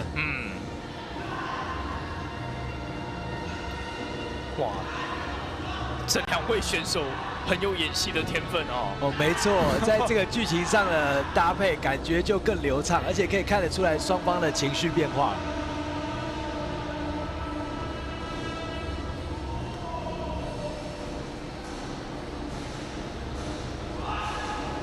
哇，这个短刀的慢动作怎么看都不会，不会觉得腻啊。最后由王博翔张永士选手夺回他的椅子。好，这是张永士跟王博翔的创意演武。这在剧情的安排上非常的好。那我想最重要的是2位选手的演技有很多的表情，还有一些肢体、一些滑稽的一些动作。没错，他们在技术分就已经拿下25分了，就看创意分是多少了。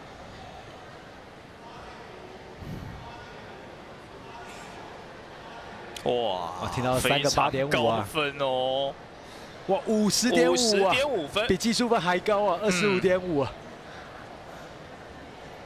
所以裁判还是对他们的演技抱有肯定。没错，没错。相当有趣的一组。那接下来我们看到是第2组陈孝瑞跟王承德。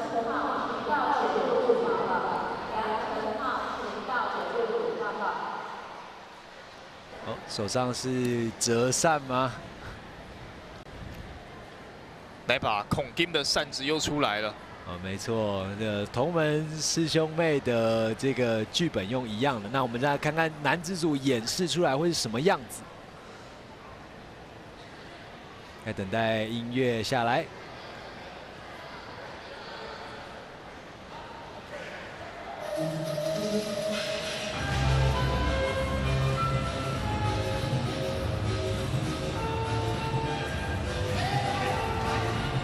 这边王承德抢下陈孝瑞手中的扇子，双方大打出手。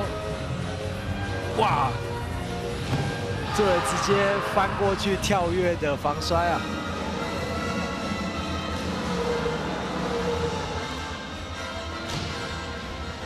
一个空中的击落，相当漂亮的动作。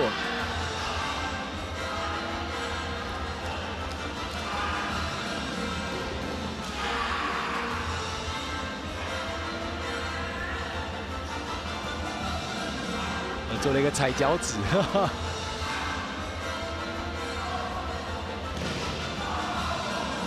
现在由王承德选手拿下1层，抢到了孔丁的扇子。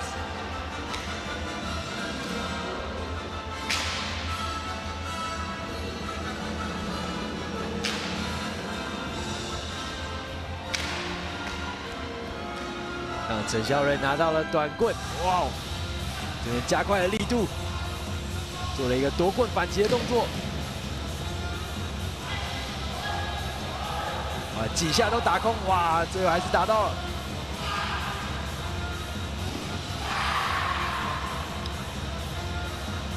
做了一个很有力量的砸摔，到场边拿起了短刀。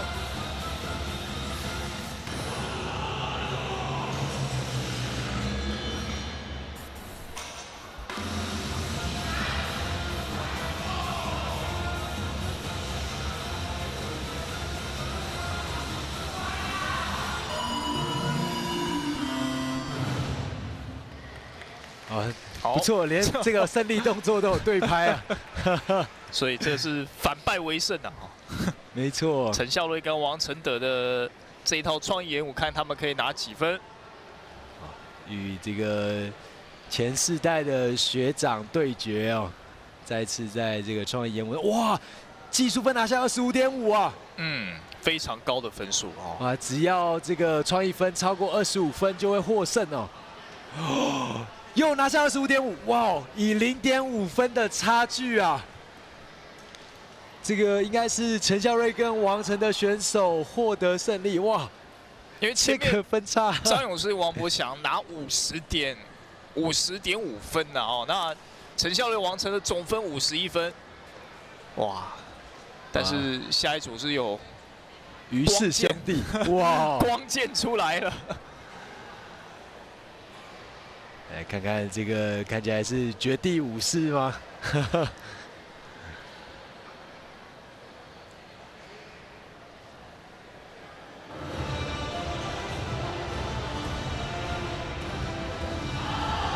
哇，感觉是这个国武术的棍项目与剑项目的对决。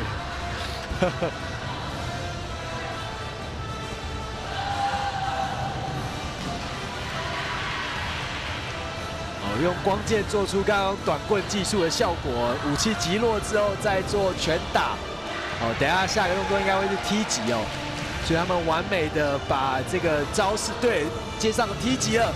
把招式衔接到自己的剧情里面，也做了一个慢动作，把短刀击落之后，最后的翻摔。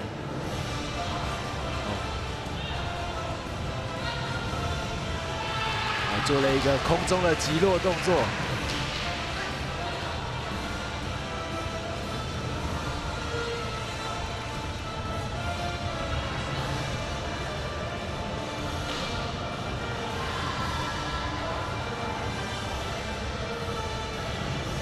这边看起来是降服动作的时候被打击到下巴，双方重新再次回到战场上。哇，这是原力的。对，最后做了一个原力摔啊！抓住他喉咙了吗？啊！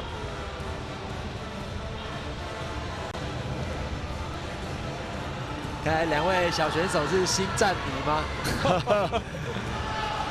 等一下会不会弹手指？双方最后拿起了自己的武器，再次对决。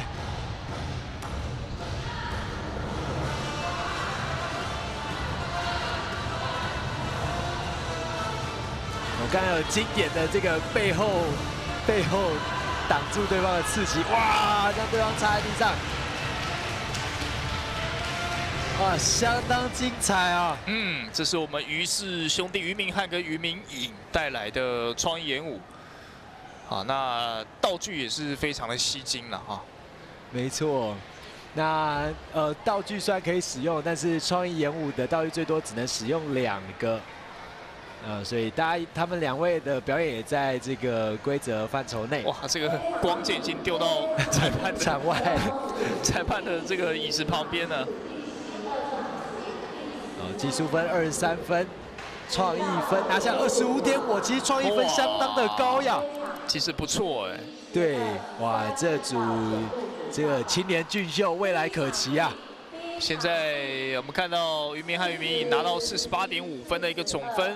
所以在这个组别双人演武的创意组男子组的项目当中第1名应该就确定是陈孝瑞跟王晨的拿下。51分啊！对，其实3组的分数相差并不大哦。3组选手都相当厉害。3组分数只有2.5分的一个差距了哈。那张永士跟王博祥是50.5分，差一点点比较可惜。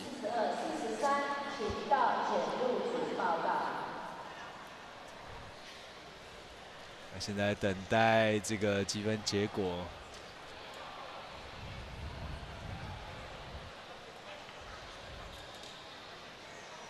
感觉要比创意演武，可能真的要看一些电影啊。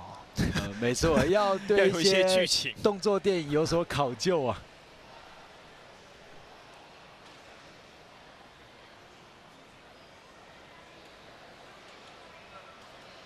这边宣布名次，第1名应该是没有悬念了，王晨德、陈孝瑞。第2名是王博祥、张永士，最后一组是于明翰、于明颖兄弟。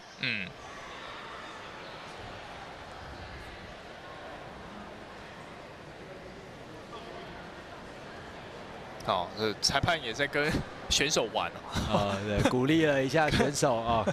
现在已经宣判完结果了啊。我想说，刚刚裁判是想用原力把他吸过来，把他拉过来。好，这个组别我们恭喜陈孝瑞跟王承德。对，这是刚刚的精彩剪辑啊。那这是张永士跟王博祥。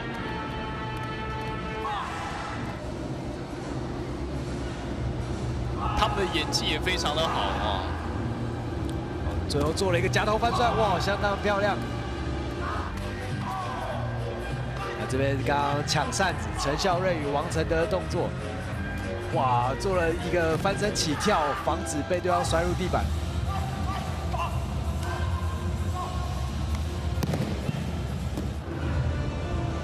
最后是我们光剑组合于明翰跟于明颖。对，刚刚这个长棍耍得非常漂亮。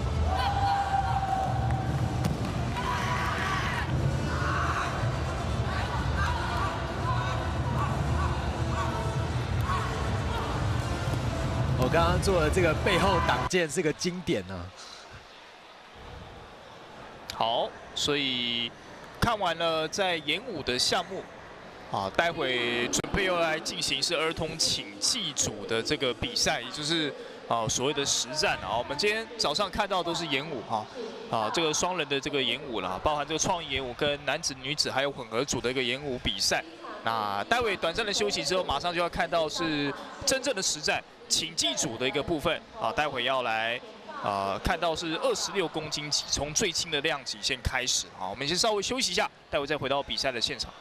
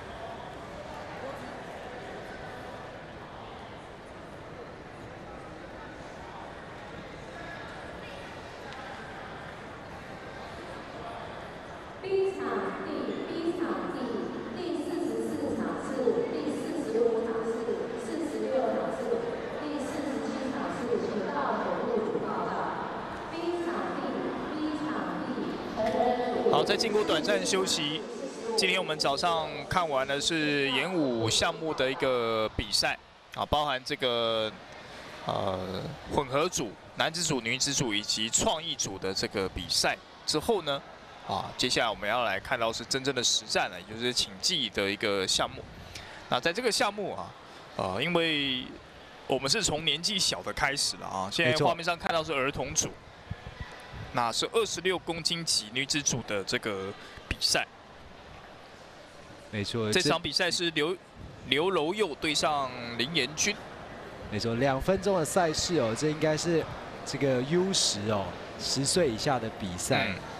那请技的话，我们看到，就有一位选手就自动他是进入到下士的一个这个防守了哈。对，那刚刚这边有2分，所以应该是这个红方先摔。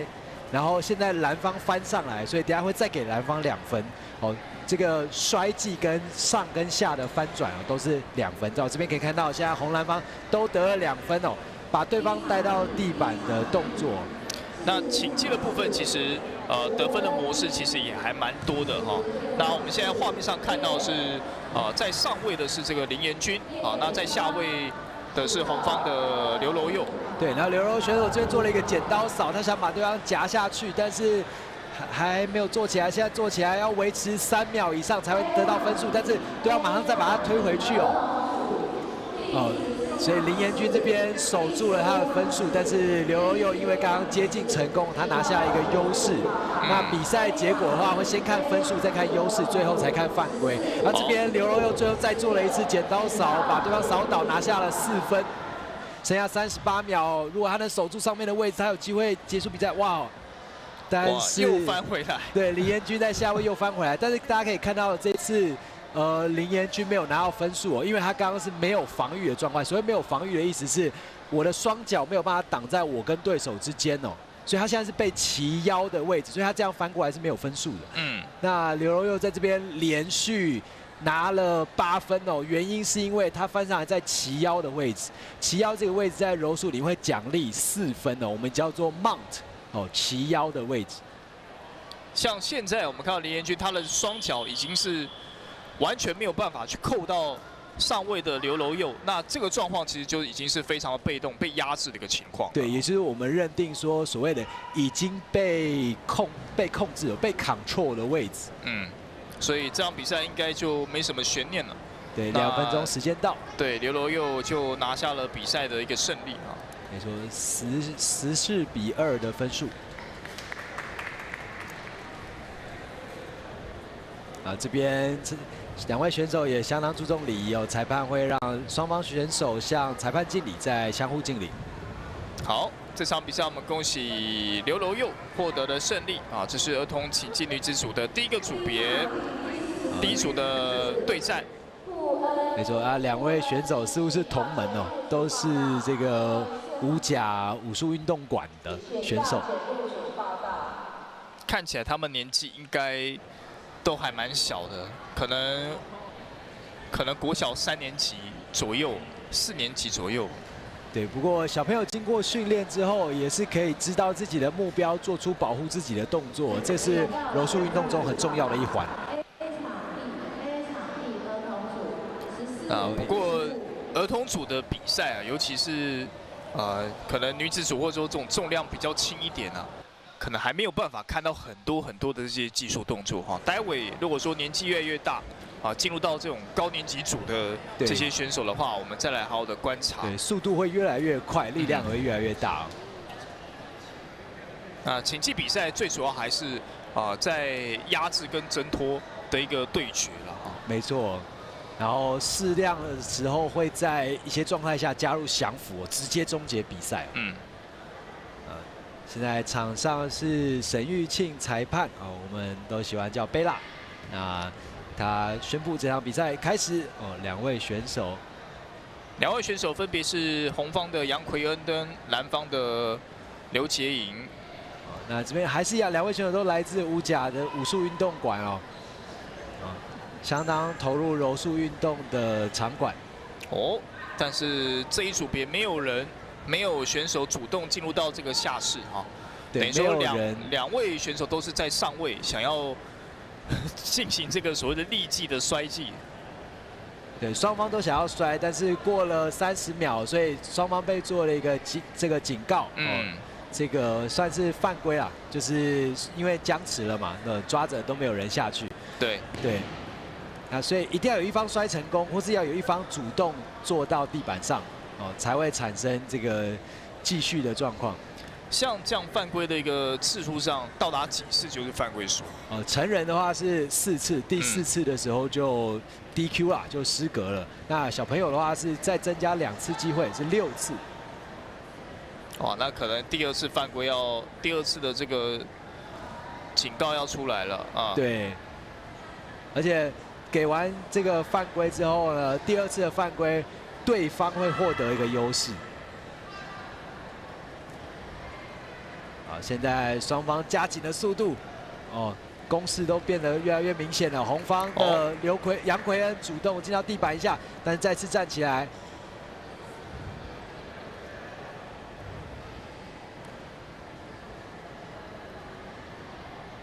再次找出脚的机会，他想要做外割或是踩对方的髋进到地板。哇！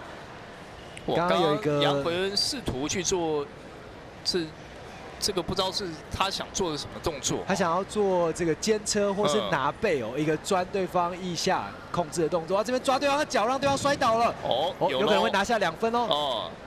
裁判读了3秒，给了2分，这边杨奎恩领先2分，就非常的关键了哈。那现在刘杰颖虽然说控制住他的双脚是有扣住了，但是这个状况时间已经所剩不多了啊。对，那这边他的目标应该是刚刚想做一个 triangle， 做一个夹头跟手的降服哇，但是时间已经到了，相当可惜其实表现都很好啊。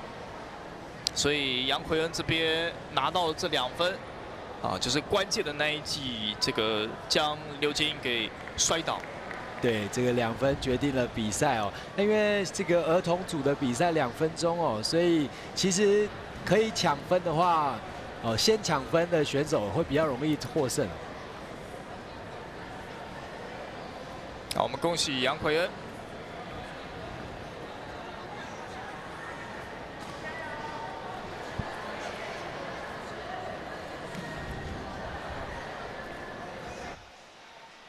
不过2位选手其实在这个立技的僵持算蛮久的啊。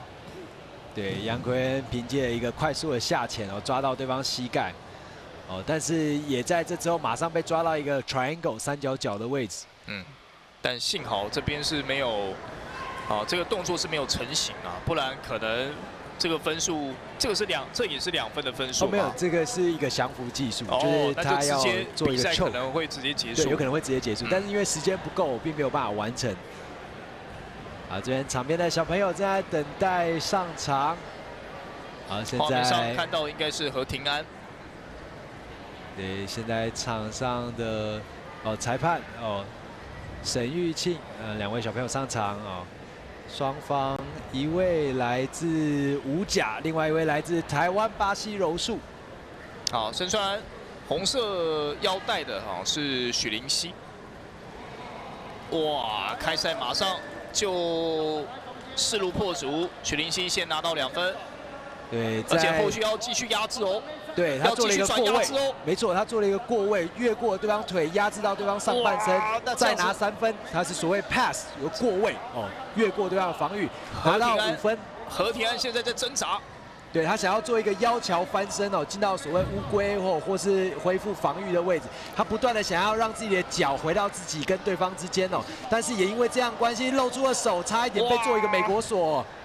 那这样完全的压制住了。但是这个压制还不是说非常的确实。对，但是他做降服了，哇！这边做了一个美国锁，也就是向上翻转的肩膀固定在过往的柔道技术也人叫做腕肩就是把控制手腕之后向上旋转。所以这是直接降服赢对，没错，因为这是儿童的赛事，所以做到降服动作的时候，裁判会直接介入，因为他认定这个降服技术会终结比赛。好，所以我们就恭喜许林熙他在这场比赛势如破竹，刚开赛就直接冲上去了，压制对手，而且持续的追击。那何庭安虽然说有做出挣扎，但是在下位的他，其实还是没有办法翻身上来。啊，像这边只要一过腿了之后，这边持续的压制，那何庭安在挣扎，但是翻不过去，这边差一点点啊，但是翻不过去。上位的这个选手做了一个西奇固哦，就是用膝盖压住对方的肚子哦，而且这个动作也是有得分的，只要能在这个动作维持3秒，就可以拿下2分。所以目前总结看来，大家可以发现哦，柔术的给分只有3种，2分、3分，还有4分。那2分主要是摔，还有上下的翻转，我们称作扫。然后或是刚刚所谓的西奇固，用膝盖压住对方的肚子，后脚伸直的跪姿动作。然后3分呢，主要是过位哦，越过对方防御的双腿，然后进到压制的动作。然后最后的4分呢，分别是齐腰跟拿背。啊，希望等一下都可以看到。这边紧接着登场的还是小朋友的组别哦。好，张馨予跟郑安荣。现在郑安荣在下位。对，郑安荣这边做一个夹住对方腰的动作，我们称作 close guard 或是全防御哦，完全把对方夹在里面。但这个位置其实郑安荣扣的还蛮死的啊。那张馨予这边可能也不太好突破。对，那张馨予这边刚刚希望撑住对方腋下的位置，做撑开对方双脚动作，但是并没有成功哦，反而让郑安荣抱得更紧了，因为他的重心跌进去了。比赛还有1分10秒的时间。场边的教练一直在给提示哦。没错，那这个选手应该来自新竹巴西柔术了。这里张馨予、郑安荣率先要做出这个动作，但是看起来应该是直接判定胜的哎。对，他刚刚跨脚过头之后做了一个 on bar，所谓的腕十字固定哦，这个固定了对方的十字韧带。所以裁判认定已经有降服危险了。那2位选手也互相为对方鼓励加油哦，未来一起成长上去，还是会碰到的。会不会在儿童组的比赛，其实裁判他的介入时间会再稍微提早一点点？对，他不会让选手就是所谓硬撑啊，因为有时候选手不愿意输啊，被降服要被折关节了还不愿意拍，所以会提前介入。其实我刚刚看到那个动作，整体那个十字关节还没有完完全全的固定住啊。但是主要是看伸直，这边我可以看到他的前臂只要伸直，裁判就会介入了。对，好，这边下一场比赛马上就开始了。好，所以这个是34公斤级，吕欣诺跟李允飞。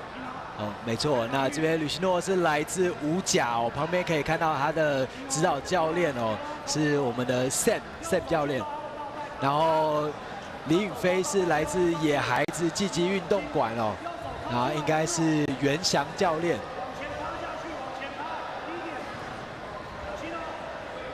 好，现在我们看到李允飞在下位，但是他的右手其实是扣住吕欣诺的脚。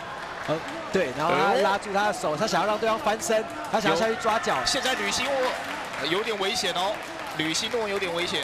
对，没错。那李允飞这边想要转到对方的这个上半身做攻击吗？不断在控制对方的手跟腋下。李允飞现在在找机会，看有什么破口。刚刚想做一个类似剪刀扫的 sweep，但是没有成功。这边再次做攻击，剩下50秒了。那看起来，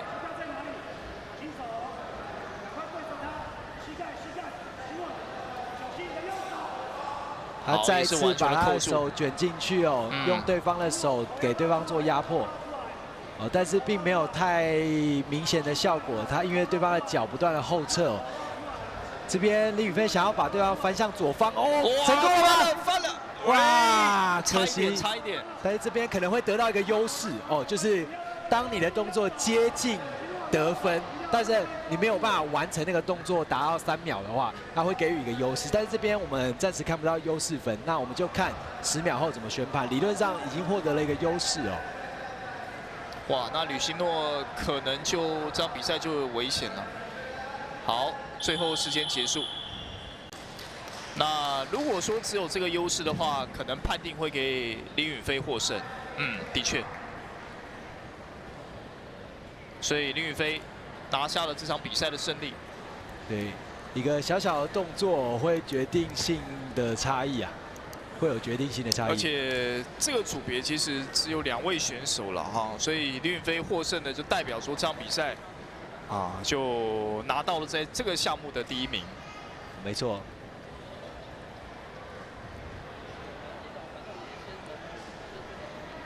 其实我们也欢迎更多的小朋友来加入柔术这项运动。大家可以看到，在请技组的赛事其实没有那么多的打击，但是可以让小朋友在对抗中学习这个，就是找到自信，并且有自我保卫的技术。好，接下来我们看到是38公斤级许唐鑫跟郑一恩。许唐鑫。他的这个哇，一上来就做了一个直接十字固定，好快！哇，太快了！我才想说他这个腰带会不会太长了？可能绑到大人组的腰带了。哇，直接结束了。许唐鑫他的动作很快的找到对方，在防守端没有去意识到自己的手部了那马上就抓住了一个十字关节锁定。没错，因为有时候小朋友在训练过程中还是习惯把四肢伸出去，把对方挡远希望对方越远越好。可是这样会导致自己的关节更容易被对方降服那很明显，刚刚这个许唐鑫的，是许唐鑫，对，许唐鑫的这个反应非常快，看到手伸直了，哇，就做下去了，直接扣住了，哇，那相当精彩啊！动作直接完成，裁判就直接喊停了所以在这个组别也是只有2位选手啦，所以许唐鑫这个真的是金牌来得又快又狠的没错，小朋友的组别因为分得细所以这个会比较难找到对手这边看到旁边小朋友的感情非常好这会不会抱着抱着就开始练习了？对啊，进入到请技的这个棒的了，脱身环节，压制了。小朋友的练习也相当可爱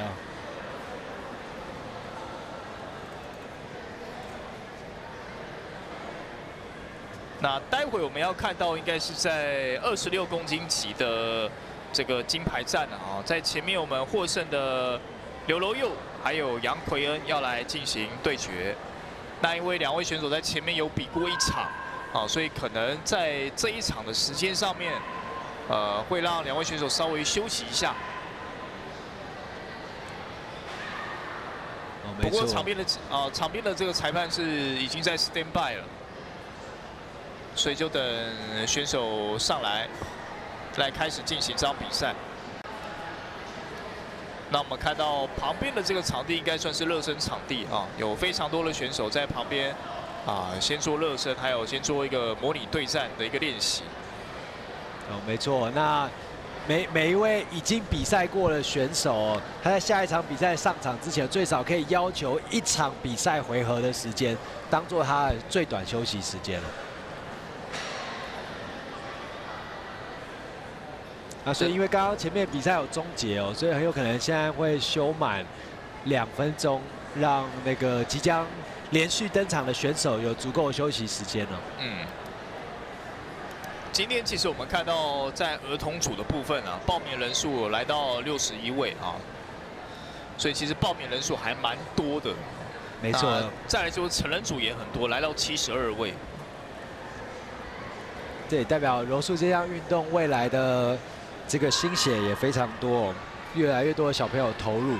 那他们从越早年龄开始接受柔术训练，他们未来的这个潜力就越不可限量。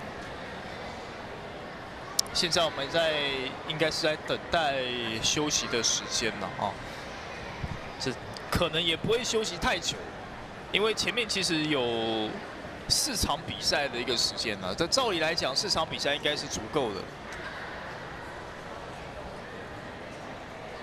那待会要看到是26公斤级的请技女子组的金牌战，那后续还有30公斤级的4强。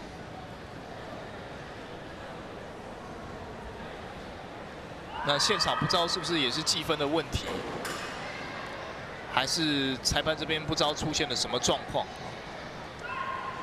也单纯如果就这个休息时间的话，应该是可以准备上来比赛。哦，这边看到可以看到那个画面上的计分板哦，上面写的还是 A11胜跟 A12胜，有可能是资料传输上还没 key 进去哦，因为这是现场的结果，那应该是在做姓名确认哦。嗯，因为有时候这个现场小朋友跑来跑去，那大家要确认一下实际获胜选手的姓名。那我们稍作系统的调整。今天是星期日啊，所以如果说观众朋友有兴趣的话，也可以来到我们台北体育馆的7楼，一起来欣赏这个所谓的柔术的比赛。那在稍晚的赛场，下午的赛程也会进行这个成人组的一个格斗跟对打啊。那格斗跟对打，我想看起来应该就会非常非常的刺激哈。没错，大家可以期待。那我们就等待现场的这个计分系统来完善之后，再回到比赛的现场啊。待会这场比赛要来看到是女子组儿童请技的26公斤级。我们先稍作休息。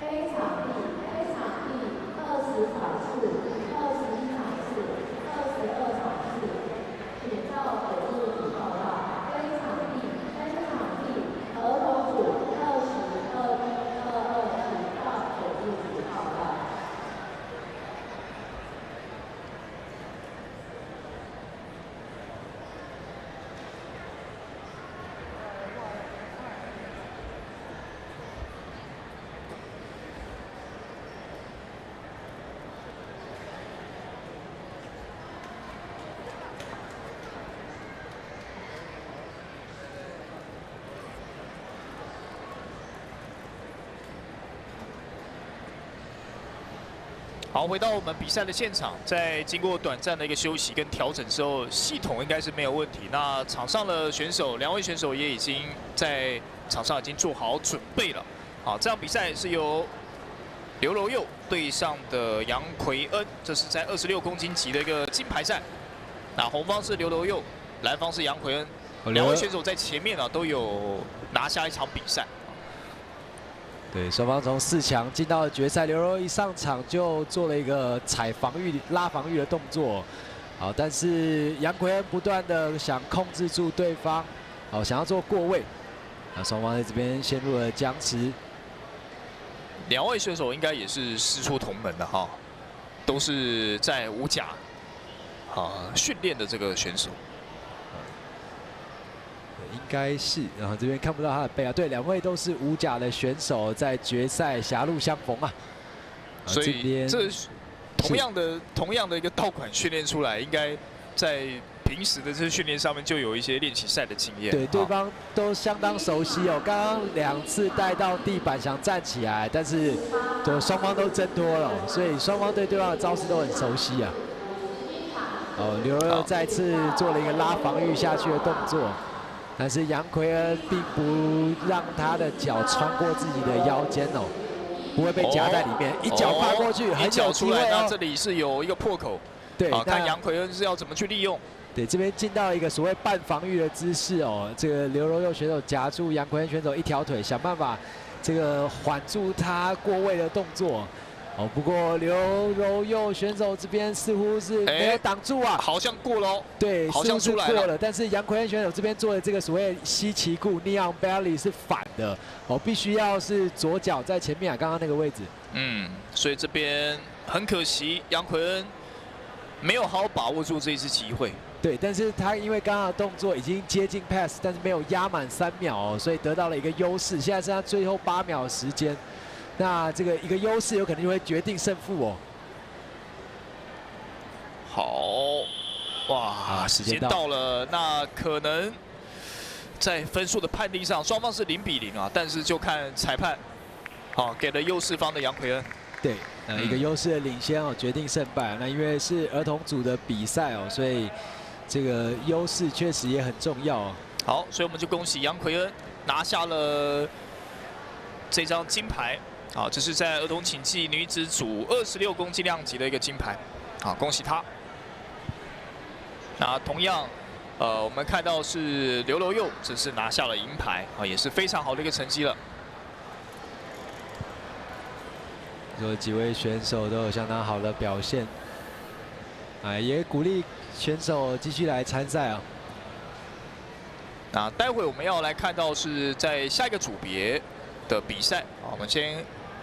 看看，这是在刚刚的这一场金牌战对，刘柔佑不断的想恢复防御，那这边杨奎恩做了一个反的 Neon Belly， 但是已经算是过位了。那这边在读3秒的过程中的刘柔佑就再次起身哦，所以破坏了杨奎恩的过位。像这个位置等于说只剩下1只脚，应该说是半只脚了，对，只有半只脚膝盖在做一个抵抗啊，那比较可惜。 如果说这只脚可以把它摆脱的话，那就可以顺利的进行到后续的压制。没错。但是也因为这样子而获得这个优势分。哇，这一场比赛开赛之后就直接进入到压制阶段。没错，蓝方许林熙直接一个秀把对方这个带入地板哦，直接摔入地面，拿了2分，然后过位之后马上做了一个 on bar， 直接结束比赛了。许林熙。 哇，也是很快哎，这刚刚前面对上何庭安也是很快就进入到十字关节锁定，那这场比赛也是很快，就不到30秒就结束了啊。没错，来自台湾巴西柔术的小选手哦，相当厉害。所以是连过2关啊，前面击败了何庭安，这场比赛击败了黄玉琴，直接进军到冠军战啊。我们看一下。 过位之后做了一个加沙固，马上想接尼昂贝里，但是发现对方手伸直了，直接做一个万十字固定。好，裁判喊停了比赛哦，因为手已经伸直了。哇，雪灵溪其实他的反应很快啊，他是我们讲所谓的声东击西。没错，我在攻你的上盘，但是你的手伸直了，就给我另外一个方向的机会，就直接跨脚好去锁定你的关节。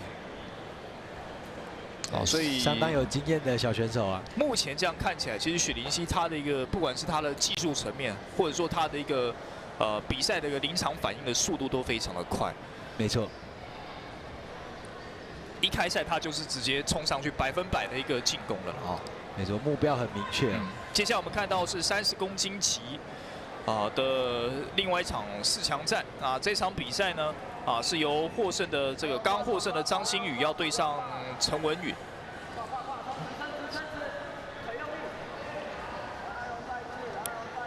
哦，画面上看到是郑安龙了啊。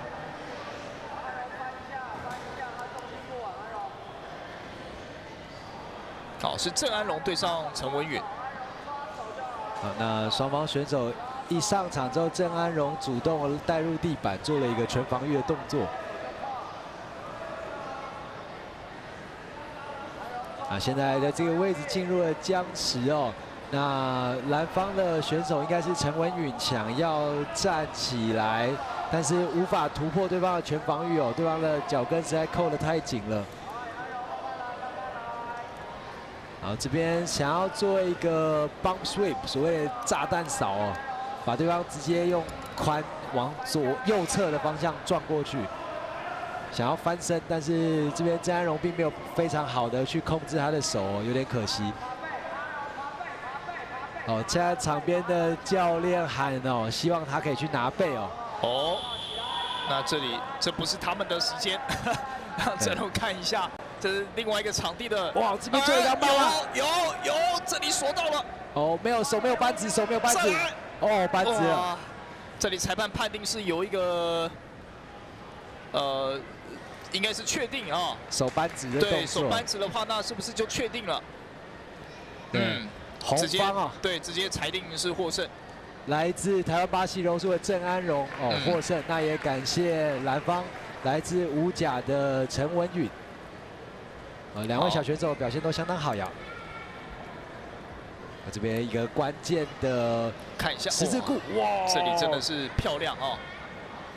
他一度以为已经终止了，然后再抓一次，他发现裁判没有终止比赛，这边裁判伸手了，终止比赛了。在判定这种可能我们讲这个儿童组了，年龄比较小的这个层级，裁判真的是要特别的去注意啊，因为小朋友有时候他可能就像教练你说的，他不认输，他不知道说这个动作已经对他的身体造成危险了。好像一般如果你是可能比较有经验的选手，你会直接拍地，你会直接投降，对，会直接投降。但是有时候小朋友会因为好胜心的关系会比较难放弃哦。对。好，接下来我们看到是男子组了26公斤级陆家生对上的是陈颖志。这边是不是？这是不是带子太长啊？对，是不是带子太长哦？这带子已经拖到地板了对，已经超过膝盖了。他绑了2圈，那是不是要绑3圈还是4圈？对，有可能会要再绑1圈，绑到背后。就是他会再交叉一次，然后到背后，然后把带子转180度转到正面。其实比赛规定是有规定，绑完之后剩余的这个带子的部分不能超过20公分哦。那刚刚超过膝盖，很明显是过长了。刚刚其实有一组已经是过长了啦，但是可能这个小朋友大家裁判也可能是会体谅一下。因为小朋友可能是水蛇腰，腰比较细。对，小朋友的这个腰身变化可能会比大人还大。对，所以哇，陈颖志开赛想说要来一个突袭，但是现在他的状况就很不妙了。对，这样应该是拉防御被做了一个过位，没错，过位拿了3分，而且这里的位置脚应该是夹不到喽。对他想要夹对方的这个肩颈的位置哦。那这个位置我们一般叫 North South 南北的位置哦，就是说从对方头顶下来压制。那如果对方柔软度不好，其实是很难延伸上来的。哦，翻过来了。对，这边陈颖志想要硬翻哦，到所谓我们乌龟的位置，哇，从乌龟位置直接站起来，哇，厉害厉害！陆家生比较可惜，没有确实的把对手一路压制到底了啊。对，压得不够确实。这边那现在陈颖志站起身，落后3分，还有机会。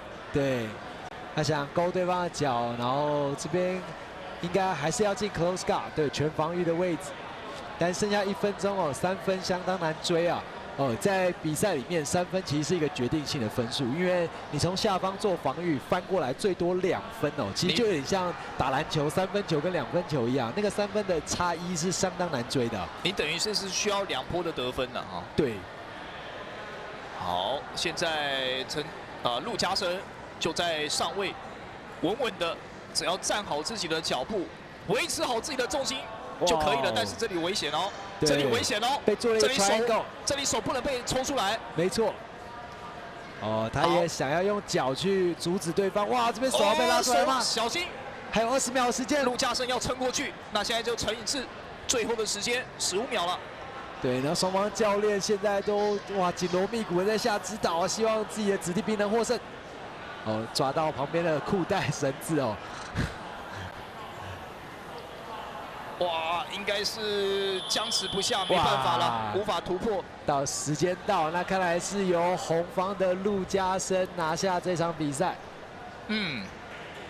双方小选手站反了，小选手站反了，对，是小选手站反了，小朋友站错边了。对，所以裁判的这个手腕上面的这个颜色，跟这个场上选手站的位置不一样。对，这个也可以看到。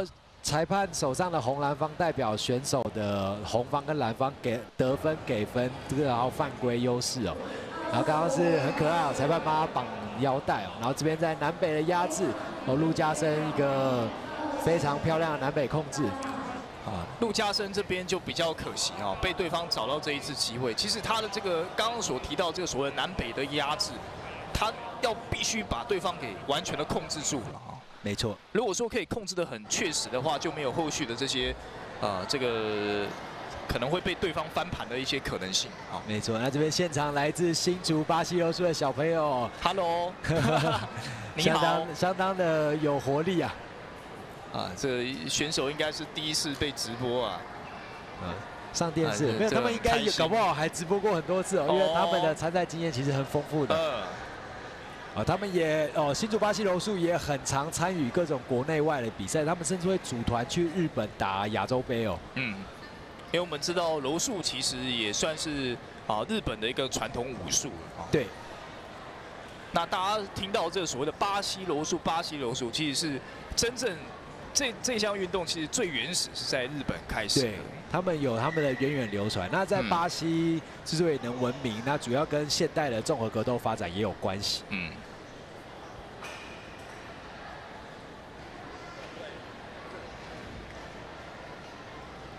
好，接下来我们看到这个组别一样是26公斤级的男子组。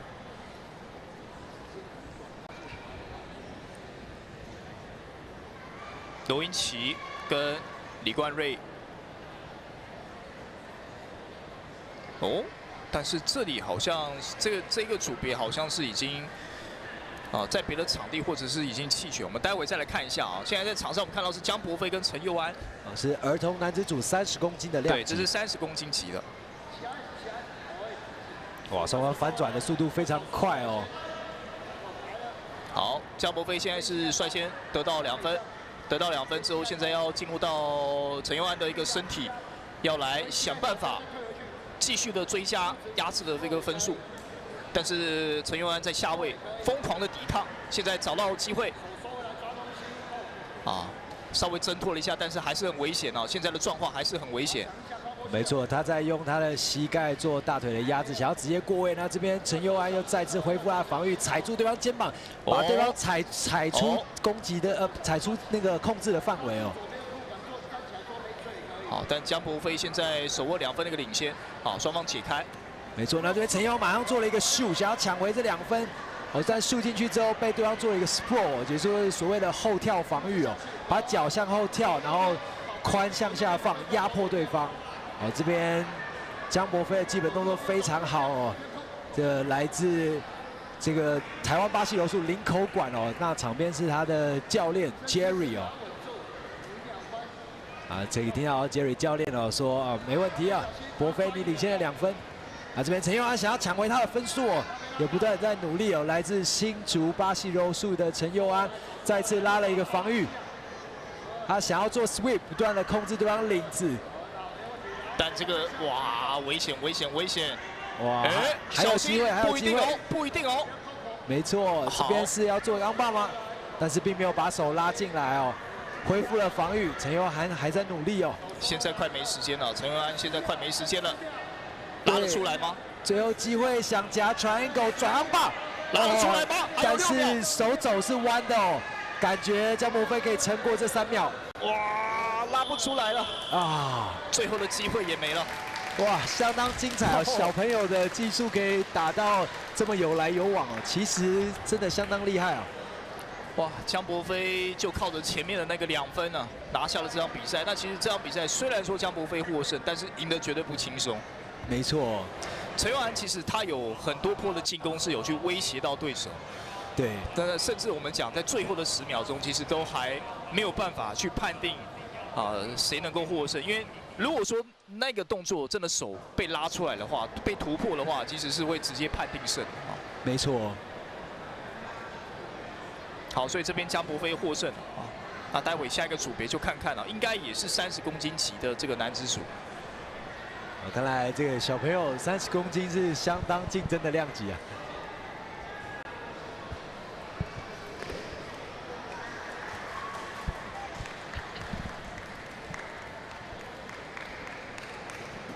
30公斤报名的人数其实还蛮多的哦。我想在国小这个年纪啊，这个重量的选手应该蛮普遍，大概就是30到40公斤这附近。没错。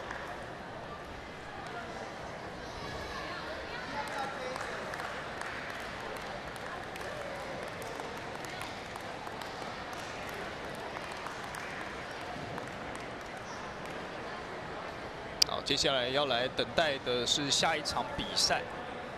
那应该还是要继续来进行30公斤量级。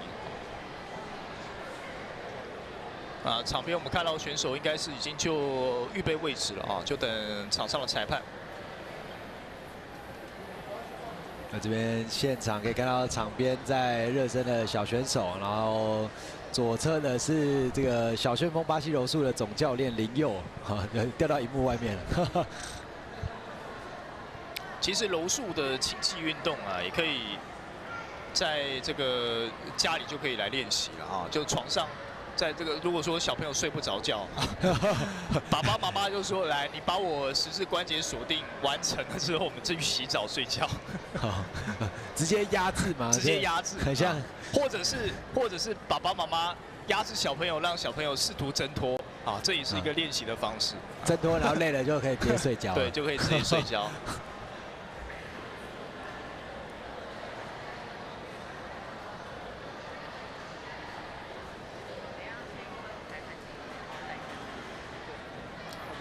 因为我们看到很多的运动项目其实是需要一个场地啦，但竞技运动其实刚刚好啦，就是说在家里的床上就可以来进行。对，可是就怕场地太小。对，怕场地太小。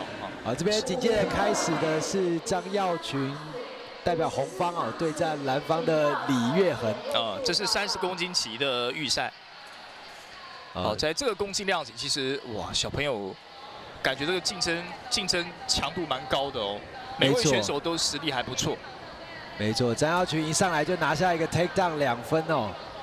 应该是 take down 吧，刚刚的画面进场太快了，前面有点没看到。那但是这边他正在做一个所谓的 double under 哦，双下圈臂的一个过位，然后把对方翻过去之后，马上切到拿背的位置。有了。他想要拿背，把2只脚放进去，正式进到拿背。好，等等裁判会给4分。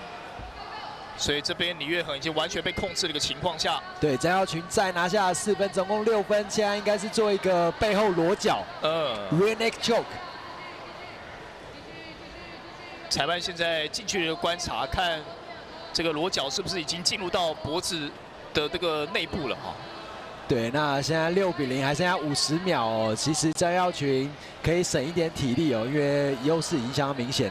哇，这边被搬开哦，裸脚被搬开了，李月恒还没有放弃。哇，相当坚韧的做法，他作战的意志力很强啊，但是没有放弃啊。但是现在还没有办法逃脱张耀群的一个控制。没错，哇，这个意志力坚强啊。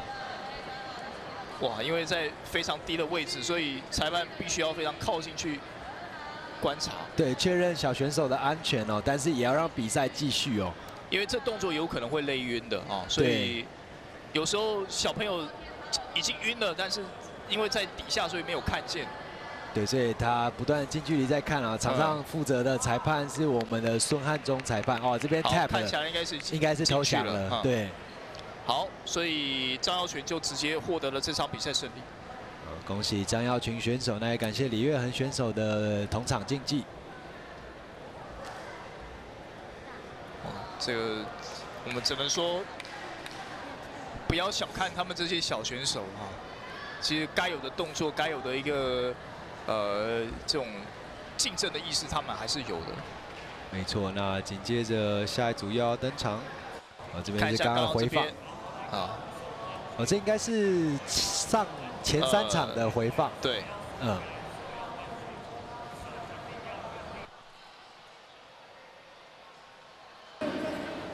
这边切回刚刚的场次。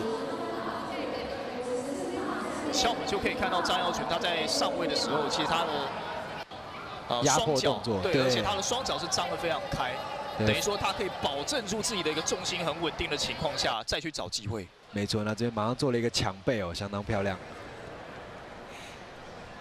好，接下来我们看到在下一个场次，这一样是30公斤级的男子组。林稳旭对上谢元信。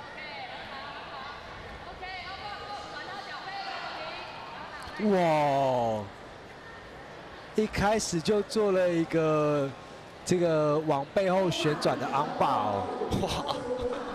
那这个比赛也是很快就直接分出了胜负了。没错，红方来自小旋风巴西柔术的林文许哦，瞬间结束了比赛。那这边请2位选手离场哇，可能因为结束的太快了哦。所以对手没办法接受，这边我从背后旋转上来，跨到头上，直接做了一个 on bar， 把他手扳直了。对，所以赶快喊。对，裁判只在这边很精准的喊停哦。这里我感觉比较像是谢元信没有去注意到哈，就比赛一开始他有点冲过头了啊，但是不知道自己的左手已经露出了破绽。他可能会非常的难过，非常的伤心，但我想这就是比赛的经验。对，选手会成长。这个胜败并不是最重要的事情，重点是在这个之后，选手会继续成长，变成更厉害的人。他可能也会觉得一瞬间就被对方逮住了这个破绽，甚至我相信他，如果他有去注意到这个点，说不定2位选手的实力还有得一拼了啊。对，那只不过。就是因为一些瑕疵，你没有去注意到，被对手给掌握了，比赛一瞬间就会结束。那也希望这个谢元信之后可以继续的成长。那待会我们在下一个场次要看到的是这个26公斤级的男子组，这也是预赛。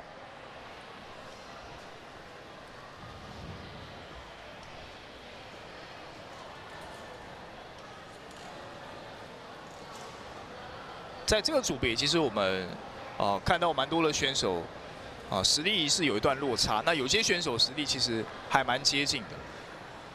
没错，因为小朋友有时候每个人的每周训练量是不一样的，就是有些小朋友可能他日常就可以上课，周间就可以上课，但有些选手就是他可能只有周末上1次，那个频率相差之下就会相当大。有些是每天练习，对，有些是可能1个礼拜去一次道馆练一次，可能就看每个家庭的对小孩投入体育项目的这个期望。所以爸爸妈妈在家里其实床上就好好的，可能就要训练一下。那爸爸妈妈也要练哦。欢迎这个成人也来投入哦，柔术运动哦，武术防身，人人有责啊。那床的这个空间比较小的话，那可能就是从压制开始。想办法从压制的这个很极限的这个很劣势的情况下来做挣脱，这也是一个训练的方法啊。还是可以去这个买这种3到4公分厚的地垫，在家直接铺起来打也可以。对。当然，这可能就只有在儿童请技的部分可以这样做训练啊。那如果后续要进入到这个对打或格斗的话，可能就还是要去专业的场地。没错。那现场等待裁判，现在请选手上场。接下来看到是26公斤级的2位选手。李冠瑞，请到节目组报告。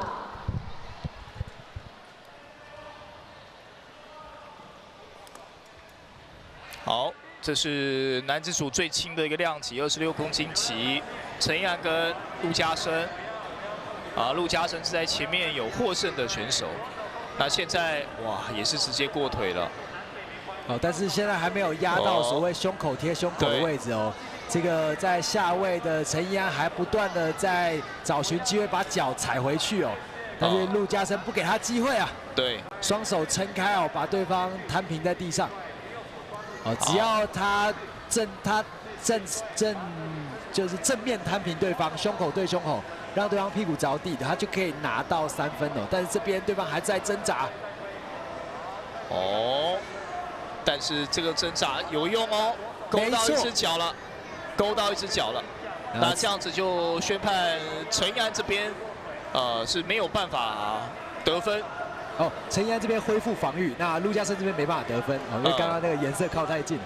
那可是陆家生这边应该有拿下一个优势哦，因为他接近过位了。这边哇，陈一安在下位做了一个剪刀扫吗？还是 bump sweep 一个很快的动作连续把对方带到地面上但是只要撑到3秒，他就可以拿2分了。这边裁判要给分了吗？应该是有。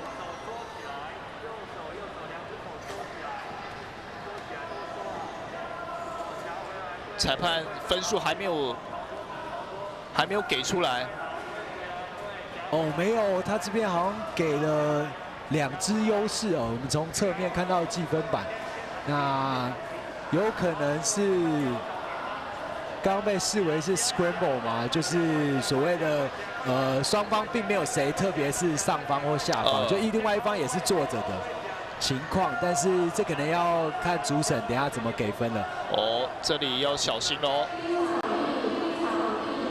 这里看一下在颈部，没有。最后应该还是陈一安获胜这边补给了陈一安又一支优势所以最后应该是优势的3比1好，所以陈一安、陆家生的这个对战组合最后是由陈一安获得了优势，比这个对手陆家生还要再多，那也获得了胜利。有可能刚刚有其中一个分数比分被继承了优势有可能这个手势没有被判读清楚。那这边翻过去，应该是这个分数，大家觉得应该要给分数。这边裁判有做举手的动作，所以应该是有给分的。不过因为这个结果并不影响所以应该还是由陈一安获胜。好，接下来下一组李冠佑、陈彦伦，同样也是26公斤级。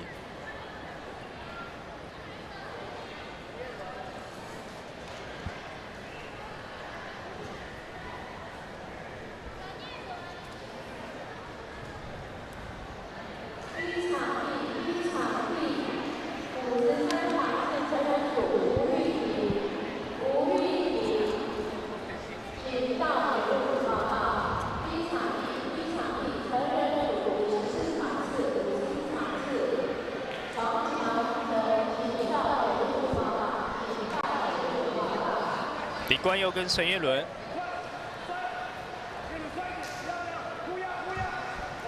好，这边李冠佑一个一直前推的 double leg。哇，这里先得分了，哎，对，而且现在陈彦伦在试图挣扎。好，现在在场边被喊了一个暂停，然后应该会原动作维持到中间哦。因为已经靠近这个场边的一个界外。 然后应该会要求原动作，现在在跟小朋友讲说要躺下。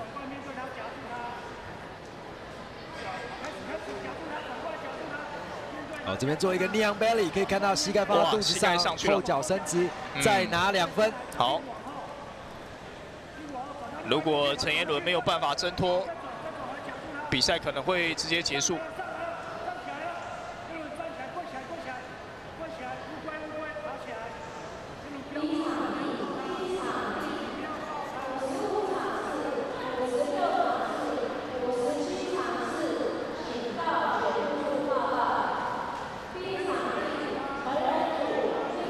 现在进入了僵持哦，但是分数应该是4比0哦。刚刚裁判有做举手的动作，那这边再做一个 knee on belly， 然后跳上 mount， 想要直接齐腰。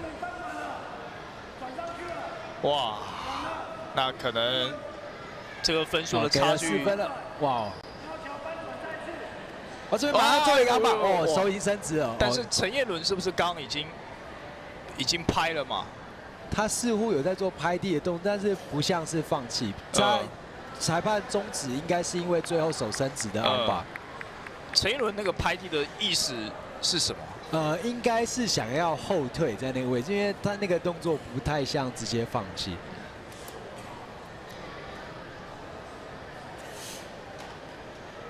好，所以这场比赛恭喜李冠佑。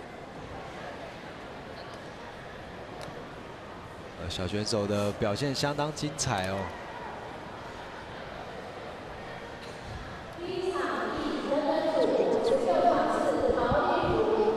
曹义如请到决定处。第一场地，人人组57场次，李元祥请到决定组。第一场地。接下来下一组我们要看到是26公斤级的张珣对上。 刘佑成，所以在这个组别其实也是有蛮多的选手报名了。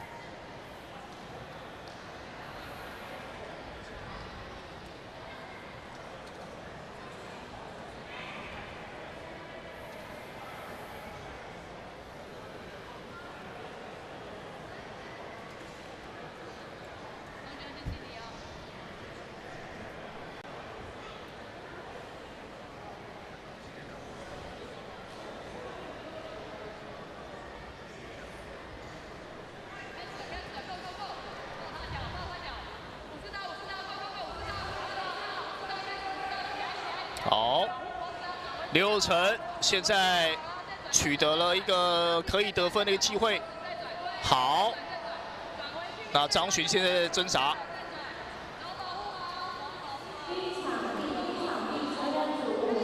现在刘佑成是完全没有被张珣给控制住的啊，所以翻过来了。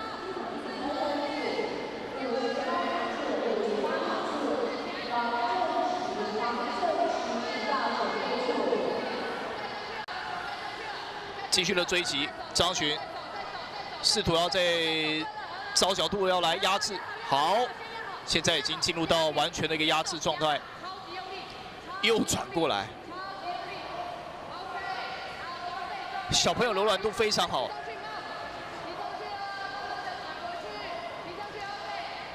好，现在脚有勾到一只脚，那这边是可以去尝试做突破。不到1分钟的一个时间。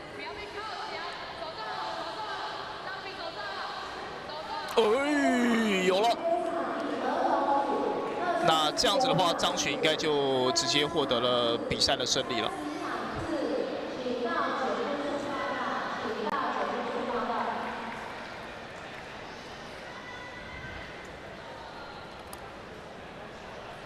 好，这场比赛我们恭喜张珣获得了胜利。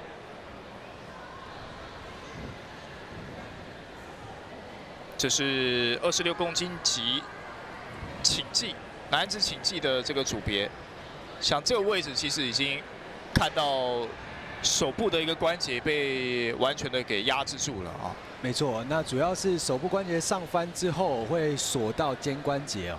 那为了防止肩关节过度延伸哦，所以在这边裁判就终止了比赛。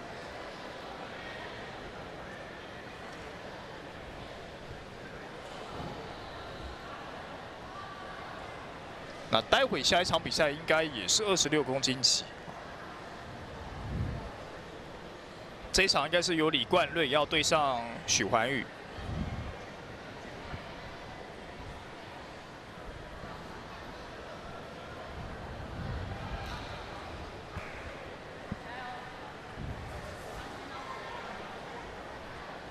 然后李冠瑞在先前的一场比赛是有获胜，当时击败了罗云奇。红方李冠瑞哇，再次用一样的方式，一上场就不断的猛扑哦，将对方推倒哦，这边拿下一个 take down， 摔了2分哦。这边李环宇还想恢复防御，但是这个李冠瑞不给他机会哦，直接跨上去。好，现在许环宇在下位有夹住一只脚，但这个位置对他来讲还是蛮不利的。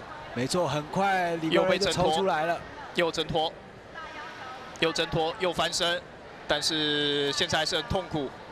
哇，这边脚被藏到他的髋底下了，进到这个位置就是 mount 所谓的齐腰压制哦，又拿到4分，总共6比0的分数。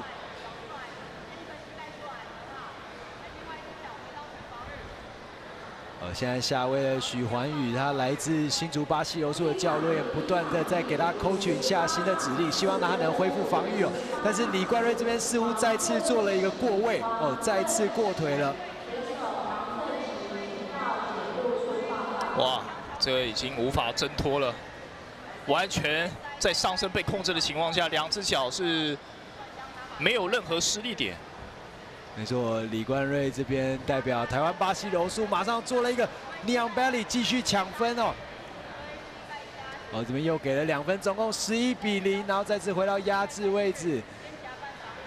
时间剩下最后的30秒。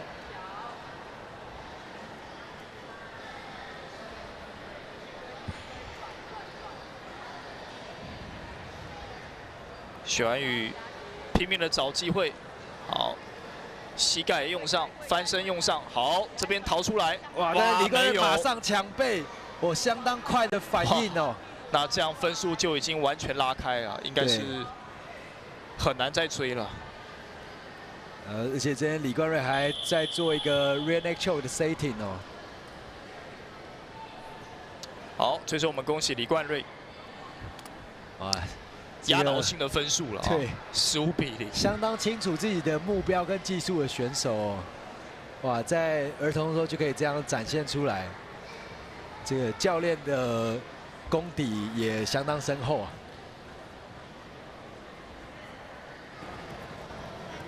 刚开赛就直接前冲了啊，没错，目标明确很重要啊。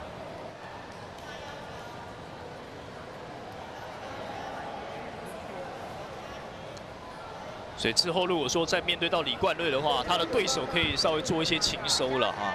没错，就要防止他第一波的这个摔技攻击。那如果说真的是属于这种前冲型的，刚开赛就直接往前冲了，看是不是来个舍身技。有机会，这个其他的选手可以好好的去思考怎么去面对这样的强敌。面对这种前压的攻击，一般会建议做过肩摔啊，或是一些就是正面背面去做翻摔的动作，腰扫也可以。好，所以这场比赛结束之后是26公斤级的预赛都已经完成了待会就要进入到这个4强战。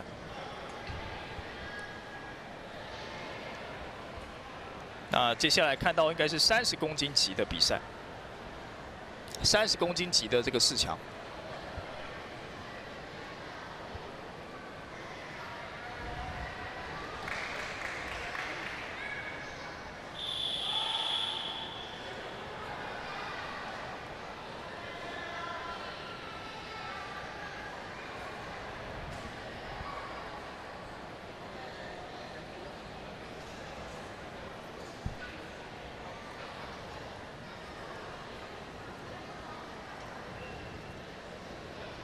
首先来看到场上，这应该是刘宗颖，红方的刘宗颖要对上江博飞。没错，江博飞在前一场比赛的表现也相当亮眼。看刘宗颖选手会怎么应付。刘宗颖选手后退拉开距离之后，想要找机会过位，哇！但是江博飞已经拉到了一个完整的防御哦，踩住对方的髋。那似乎是想先做一个 sweep 的抢分，哇！直接进到 on bar 的位置，但是并没有办法扳直手，所以再回到 close guard。好，这边刘宗颖稳住正脚，他用手肘卡住对方的大腿，然后并且把手肘紧缩关起来，让对方没办法把自己的手抽直。好，但是这里持续的在做手部这边的一个控制。江博飞是一直想要把这个手给抽出来，那另外在寻找其他的一个可能性。这边做了一个背后的接近 single leg X 的动作，翻过去，只要他能站起来，只要江博飞能站起来，他有机会拿到优势哦。哇，做一个翻身，要起身吧？哦，还是没有。哦，刘宗颖这边有相当好的平衡感了，再次翻身回来，双方都站起来了。哇！但是刘宗颖这边马上拉了一个防御，这到底会被视为摔还是视为拉防御呢？因为动作实在太快了。哦，被视为一个摔哦，给分了。哦，这边江博飞刚刚有做一个抱腰或脚的动作，被裁判视为是摔哦，那这边给分了。哦，看来这个江博飞的反应是非常快的，一看到对方起身，马上就做抓脚了。剩下最后20秒，2分的差距，刘宗颖还有机会吗？刘宗颖现在。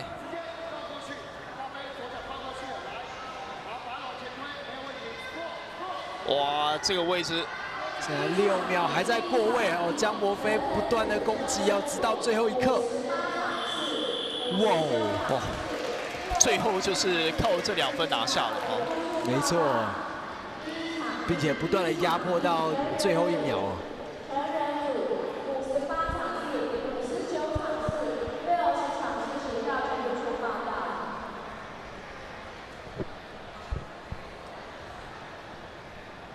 江博飞这场比赛2比0的成绩获胜，等于说一路过关斩将。前面第1轮的预赛击败了陈佑安，现在第2轮4强战击败了刘宗颖，进入到冠军赛。哇，也相当不容易啊！小朋友的赛事打到3场，所以至少有8到10个选手左右。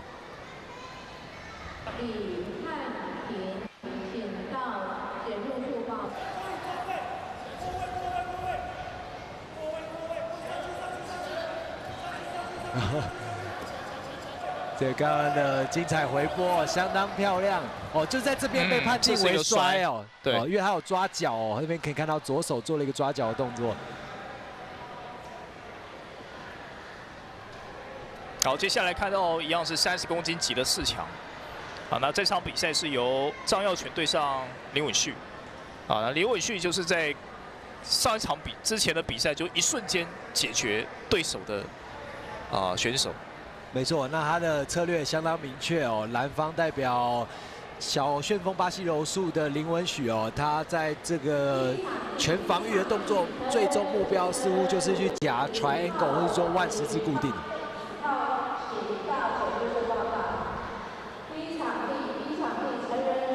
这边还在全防御的僵持哦，林文许尝试让对方稍微推出这个自己膝盖的范围。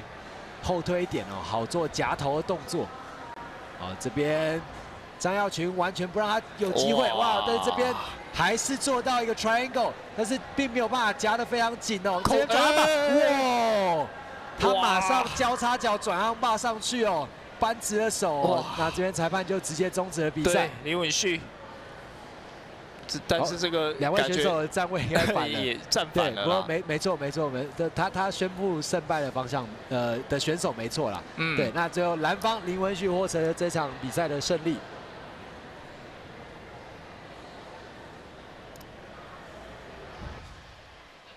那这边可以看到另外一个方向，他把对方的手推到底之后，左脚准备跨过他的头，哇，跨过来了，直接扳直，这边。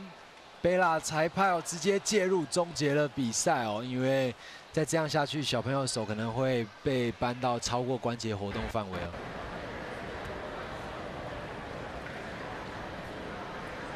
好，所以结束了4强战之后，待会要进入到这个冠军战的一个环节哦。那当然我们还有其他的组别要看啊。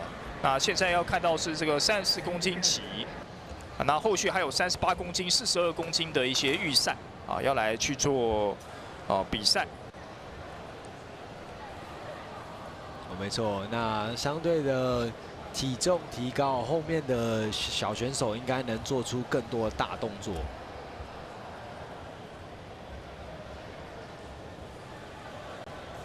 那今天早上进行的都是预赛跟这个4强战比较多了哈。那下午就会开始进入到这个金牌战就是说各个量级、各个组别的一个金牌冠军战啊。好，来看到下一场，这是34公斤量级的预赛。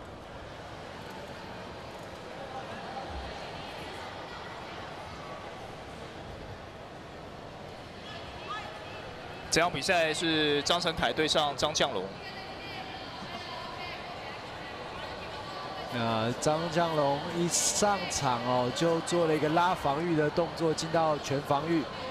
然后张成凯想要把重心向后拉，做撑开对方膝盖动作。哇，这边张翔龙直接做了一个十字脚哦。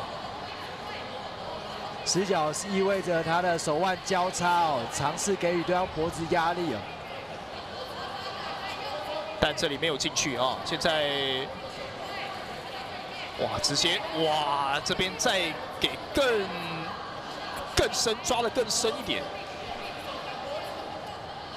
这个位置已经，张成凯已经看起来是有一点难受了。没错，脸颊有一点泛红但是这个位置的降服很看个人哇，这边是 tap 了吗？应该是有 tap，应该是投降了，有出声虽然说没有看到拍手的动作。好，所以应该是张将龙这边拿下。哇，相当快啊！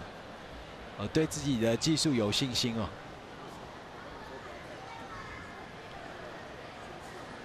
这是直接抓得更深一点，已经抓到对方的后颈的这个衣领部分所以给出来的压力就更大。他想要再做第2次的推挤离开，但最终还是被结束了。那这边很快的再进到了下一个回合。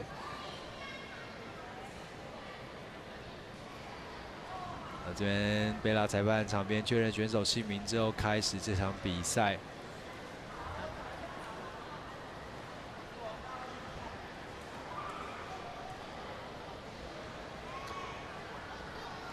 这场比赛可能量级又往上加，来到38公斤级。两位小朋友感觉更成熟了一点。好，梁承勋对上赖佑廷。一上场，梁承勋就拉了一个防御，然后想尝试把赖佑廷拖下来，并且反转，然后他背后的位置，但是这边脚被抓住，对，脚被抓住，挣脱。刚刚的动作有一点接近违规因为他从外侧踩进对方腰的那个动作，有可能会旋转到膝盖那这个动作是儿童组禁止的。对，所以又重新开始，那只做口头警告，因为裁判提前介入了。那如果在成人组这样的话，有可能会被判 DQ那这个动作相当漂亮，翻上来了有可能会拿2分。好，现在在上位的在下位的赖佑廷疯狂的抵抗，但是目前看起来应该是命悬一线很危险。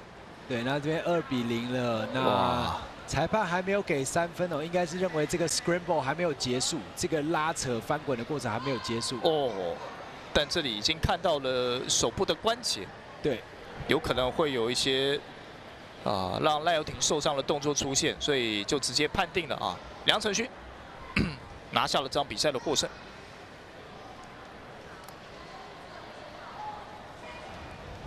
但那个动作好像挤得蛮快的，对。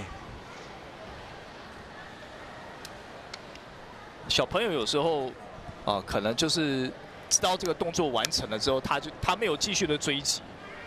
没错，他会就直接放比较快看到，哎啊，这个赢了吗？嗯，好，那结束了，呵呵，这样的感觉。啊，他也是在看裁判哦，他看到裁判介入就马上放开了，也是很有运动家精神。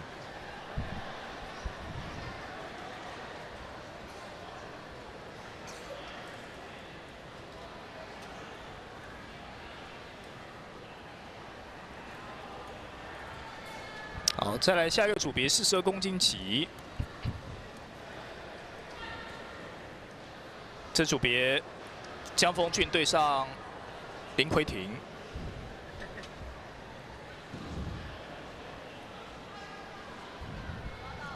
一上场林奎廷就拉了一个防御哦，他代表五甲武术运动馆，然后上位的红方江丰俊代表新竹巴西柔术。这边新竹巴西柔哇，似乎接近了一个过位，他做了一个转身，膝盖压上去，这次膝盖再次突破了。哦，现在进到一个接近半防御的位置。林奎廷还在尝试恢复，但是哇，对，抽出脚了，直接突破过位了。好，勾到，但是这里看起来还不足以逃脱。没错，江丰俊拿下2比0的领先。林奎廷这边还在尝试哦，做我们所谓的恢复防御的动作。好，一样是勾到，但是上身被控制得非常的扎实啊！现在可能需要更大的动作来去破坏上位的江丰俊的平衡。不断的转，不断的追，但是江丰俊也是不断的配合着林奎廷的一个旋转，继续的去做到压制。没错，那这边林奎廷想要做几个腰桥，但并没有办法把对方推开哦，动作不够连续哦。这边又做一个很大力的腰桥，但还是一样哦，没有连续的恢复空间的动作会很难啊。好，这边这个教练提醒这个江丰俊继续做骑压哦，哇，说骑压就骑压，小朋友的执行能力不是开玩笑的，在最后20几秒的时间做了一个齐腰的动作，那就看裁判什么时候给分。好，这边脚已经，但是上身放掉，应该还不是太大的问题。没问题哦，拿下了这个齐腰的4分，哇，6比0，剩下最后5秒了，没有悬念啦。看起来应该是林奎廷很难翻盘了。好。江丰俊拿下了这一场比赛，在这个量级对小朋友来讲，已经是稍微有点偏重的一个量级了。没错，这是42公斤级，所以在这个量级，如果说已经完成了一个压制的动作的情况下，要挣脱其实难度是很高的。量级越重当这个压制动作完成了之后，就很难去翻盘。没错，要付出的这个成果就要付出的努力就要更多。儿童组 A 场第39场次以后，请1点以后，请1点以后报告。现在12点到1点是休息时间，12点到1点是休息时间。完了，因为今天的赛程似乎会一直延续到下午哦，那中间有1个小时的休息时间，应该是让这个场边的家长与工作人员哦吃个午饭休息啊。不过这个场次我们可能看一下，对，还有几场应该还没结束哦。对，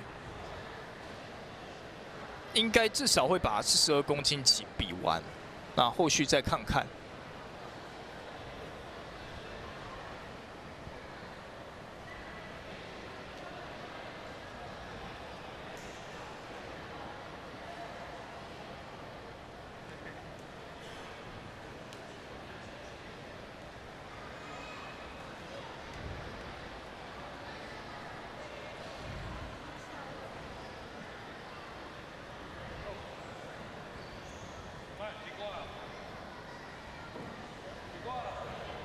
好，这个场次我们看一下是42公斤级的比赛，徐世廷对上李汉廷。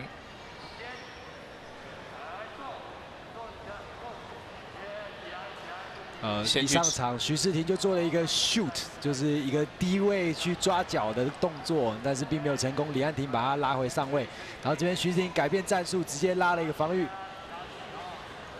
哇，直接切到传狗的位置相当深，但是被李汉廷推掉了。李汉廷想要把他掀过去了，但是也没成功啊。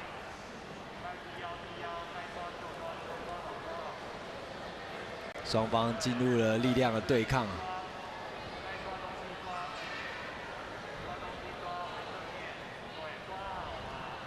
这边徐世廷做了一个 butterfly， 从内侧双勾哦，勾住对方的大腿，然后再转换成 collar sleeve， 抓住领子跟袖子，想要直接跨到对方的肩上做 triangle， 做三角脚的动作，但是并没有成功。时间还剩下最后的1分钟。哇，这李汉廷现在等于说保持了安全距离了啊。没错，还不够进去，所以不构成这个威胁。但徐世廷在下位。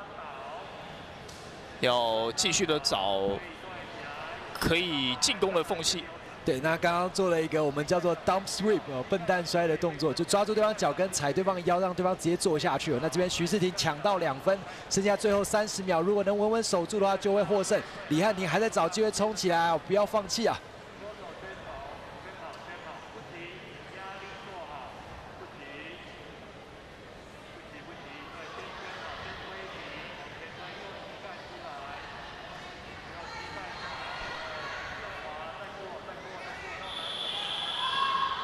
好，哇，那这样子应该这场比赛，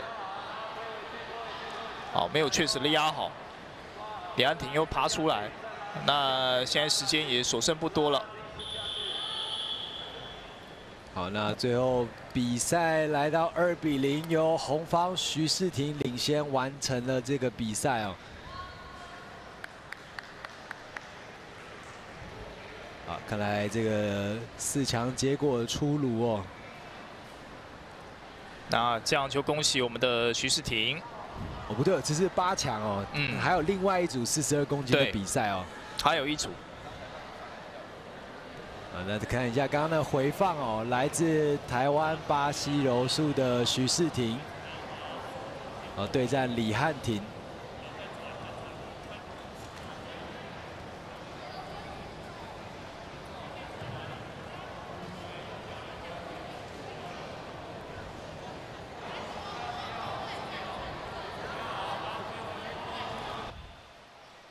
好，现在紧接着下一场比赛。好，接下来看到是王承乐对上吴仲宁。哦，刚开赛也是吴仲宁这边就先得分了。没错，因为王承乐刚刚想要拉防御的动作实在太明显了，反而被吴仲宁先抢到了脚跟哦。好，那这边王承乐代表的是野孩子积极运动馆，那蓝方王承乐代表的是应该是萌芽柔术哦。好，那这边王承乐想要拉对方领子做一个翻转，但是对方的手完全不给他。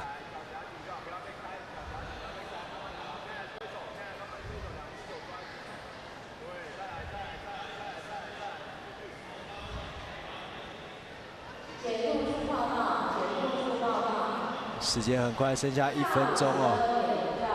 那王承乐选手还在这边做一些起身的动作，有机会吗？直接站起来了，哇！直接从下位抽出来哦。哇，这感觉比较像是吴仲宁的失误哎。对，但是吴仲宁冲起来了，再次做了一个摔哦。哦，把王承乐扛起来了，继续追。哇，还做了一个切角，但是我再拿2分吗？但是没有，拿到2分了，裁判已经给分了。然后这边王承乐想再做起身。但是王承乐站的脚，因为是弓步的关系，所以前脚都会先被抢到，有点可惜。那他这边想做转身，有没有机会呢？剩下20几秒了，吴仲宁想要再做一次摔，哇，场外哦，这边喊了一个暂停，还剩22秒，哇哦！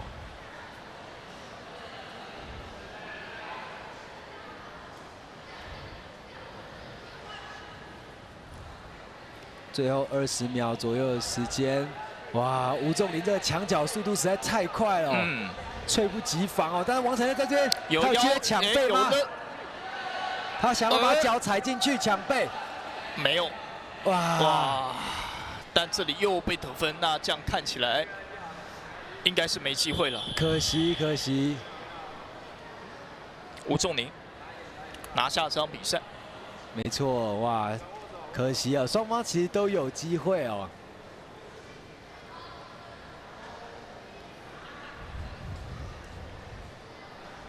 好，恭喜吴仲宁，这场比赛4比0成绩击败了王晨乐。那这边42公斤级的比赛也到此告一段落。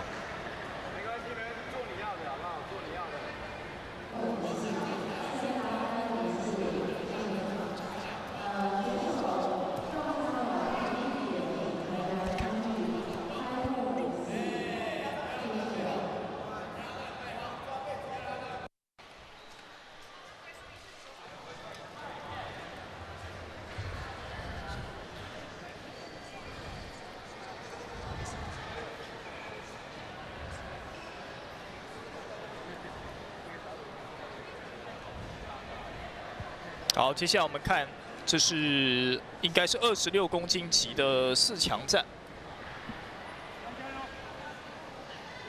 这一场是陈一安对上李冠佑。哦，开赛就进入到猛攻的环节。没错，那陈一安一开始拉防御之后，进到一个半防御的位置，但是李冠佑很清楚这边要怎么配置的感觉哦。他拉高了宽的位置之后，直接越过对方防御。那等到这边陈一安想要乌龟起身的时候，已经来不及了。那再次被李冠佑压回去。那这边裁判似乎已经给分了吗？我们看一下场边的积分板。哦，还没有，这边因为时间不到，所以陈一安恢复了防御。那似乎有给出一个优势哦，目前李冠佑领先1个优势。那这边陈一安还不断的在想恢复自己的防御哦。好，哇，大势已定啊！应该是压上去了。没错，好，这边应该会给3分，再给2分哦。那让我们近看裁判的动作，先给了2分，哦 ，Leon Bailey 的动作。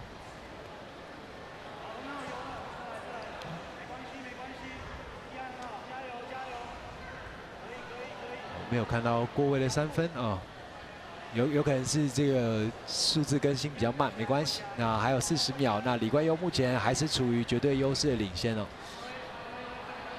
哇，这里直接跨上去了。哦，这边补分了，然后哦这边应该是补了一个4分哦， 4分，对，Mount 齐腰的4分。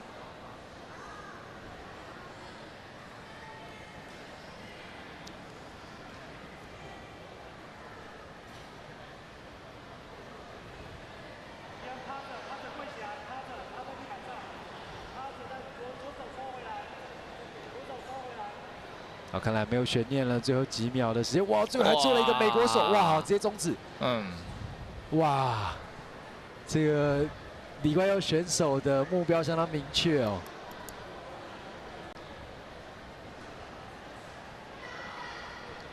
好，李冠佑获得了胜利，那这样子就确定晋级到这个冠军战啊。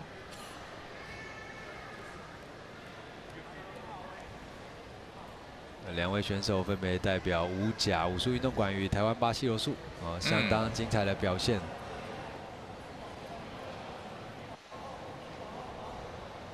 能够一路过关斩将啊，到达冠军战都非常的不容易啊。那冠军的比赛，冠军赛会在下午来进行啊，所以这对于选手来讲，要好好利用这个中午的一个休息时间了啊。没错，如果中午的休息能得到完整的恢复的话，会对下午的赛程有很大的帮助哦。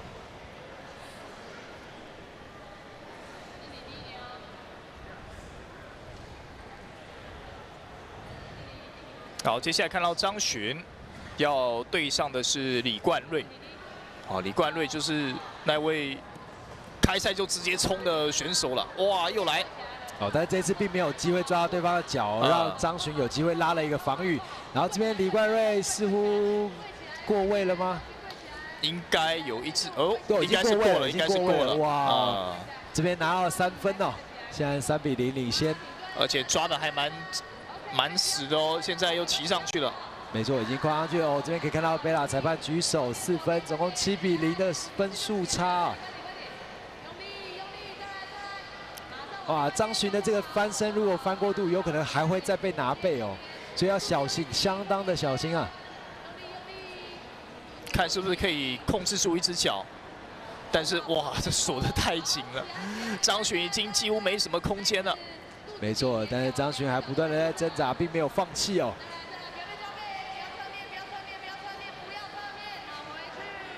哇，有可能会被拿背哦。那但是哦，被他转回来了。哦，还是维持在7比0，虽然没有继续拉开分差，但是也相当的难追分啊。现在这个位置几乎很难去翻盘了。哦，没错，因为儿童赛事的比赛只有2分钟，剩下44秒了。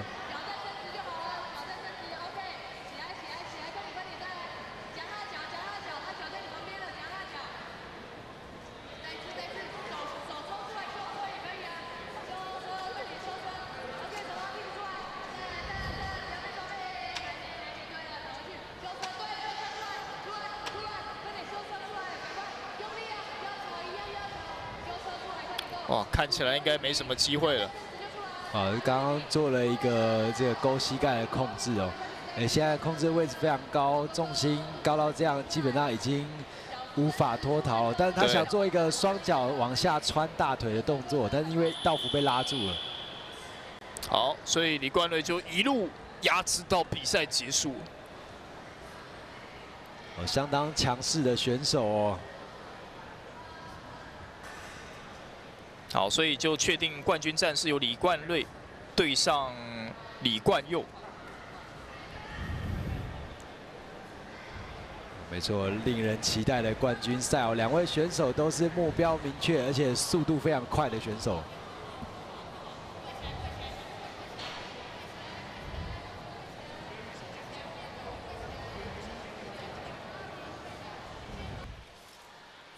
好，那我们看看是不是在上午的赛程会不会继续进行呢？这边告一段落吗？还是现在看到场边工作人员正在回收小朋友的红蓝方倒带哦。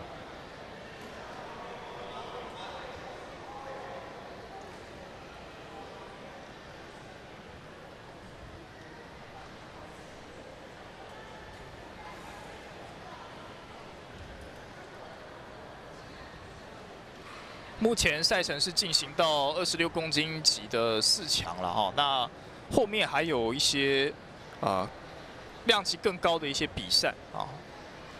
那34公斤的预赛目前还没有进行。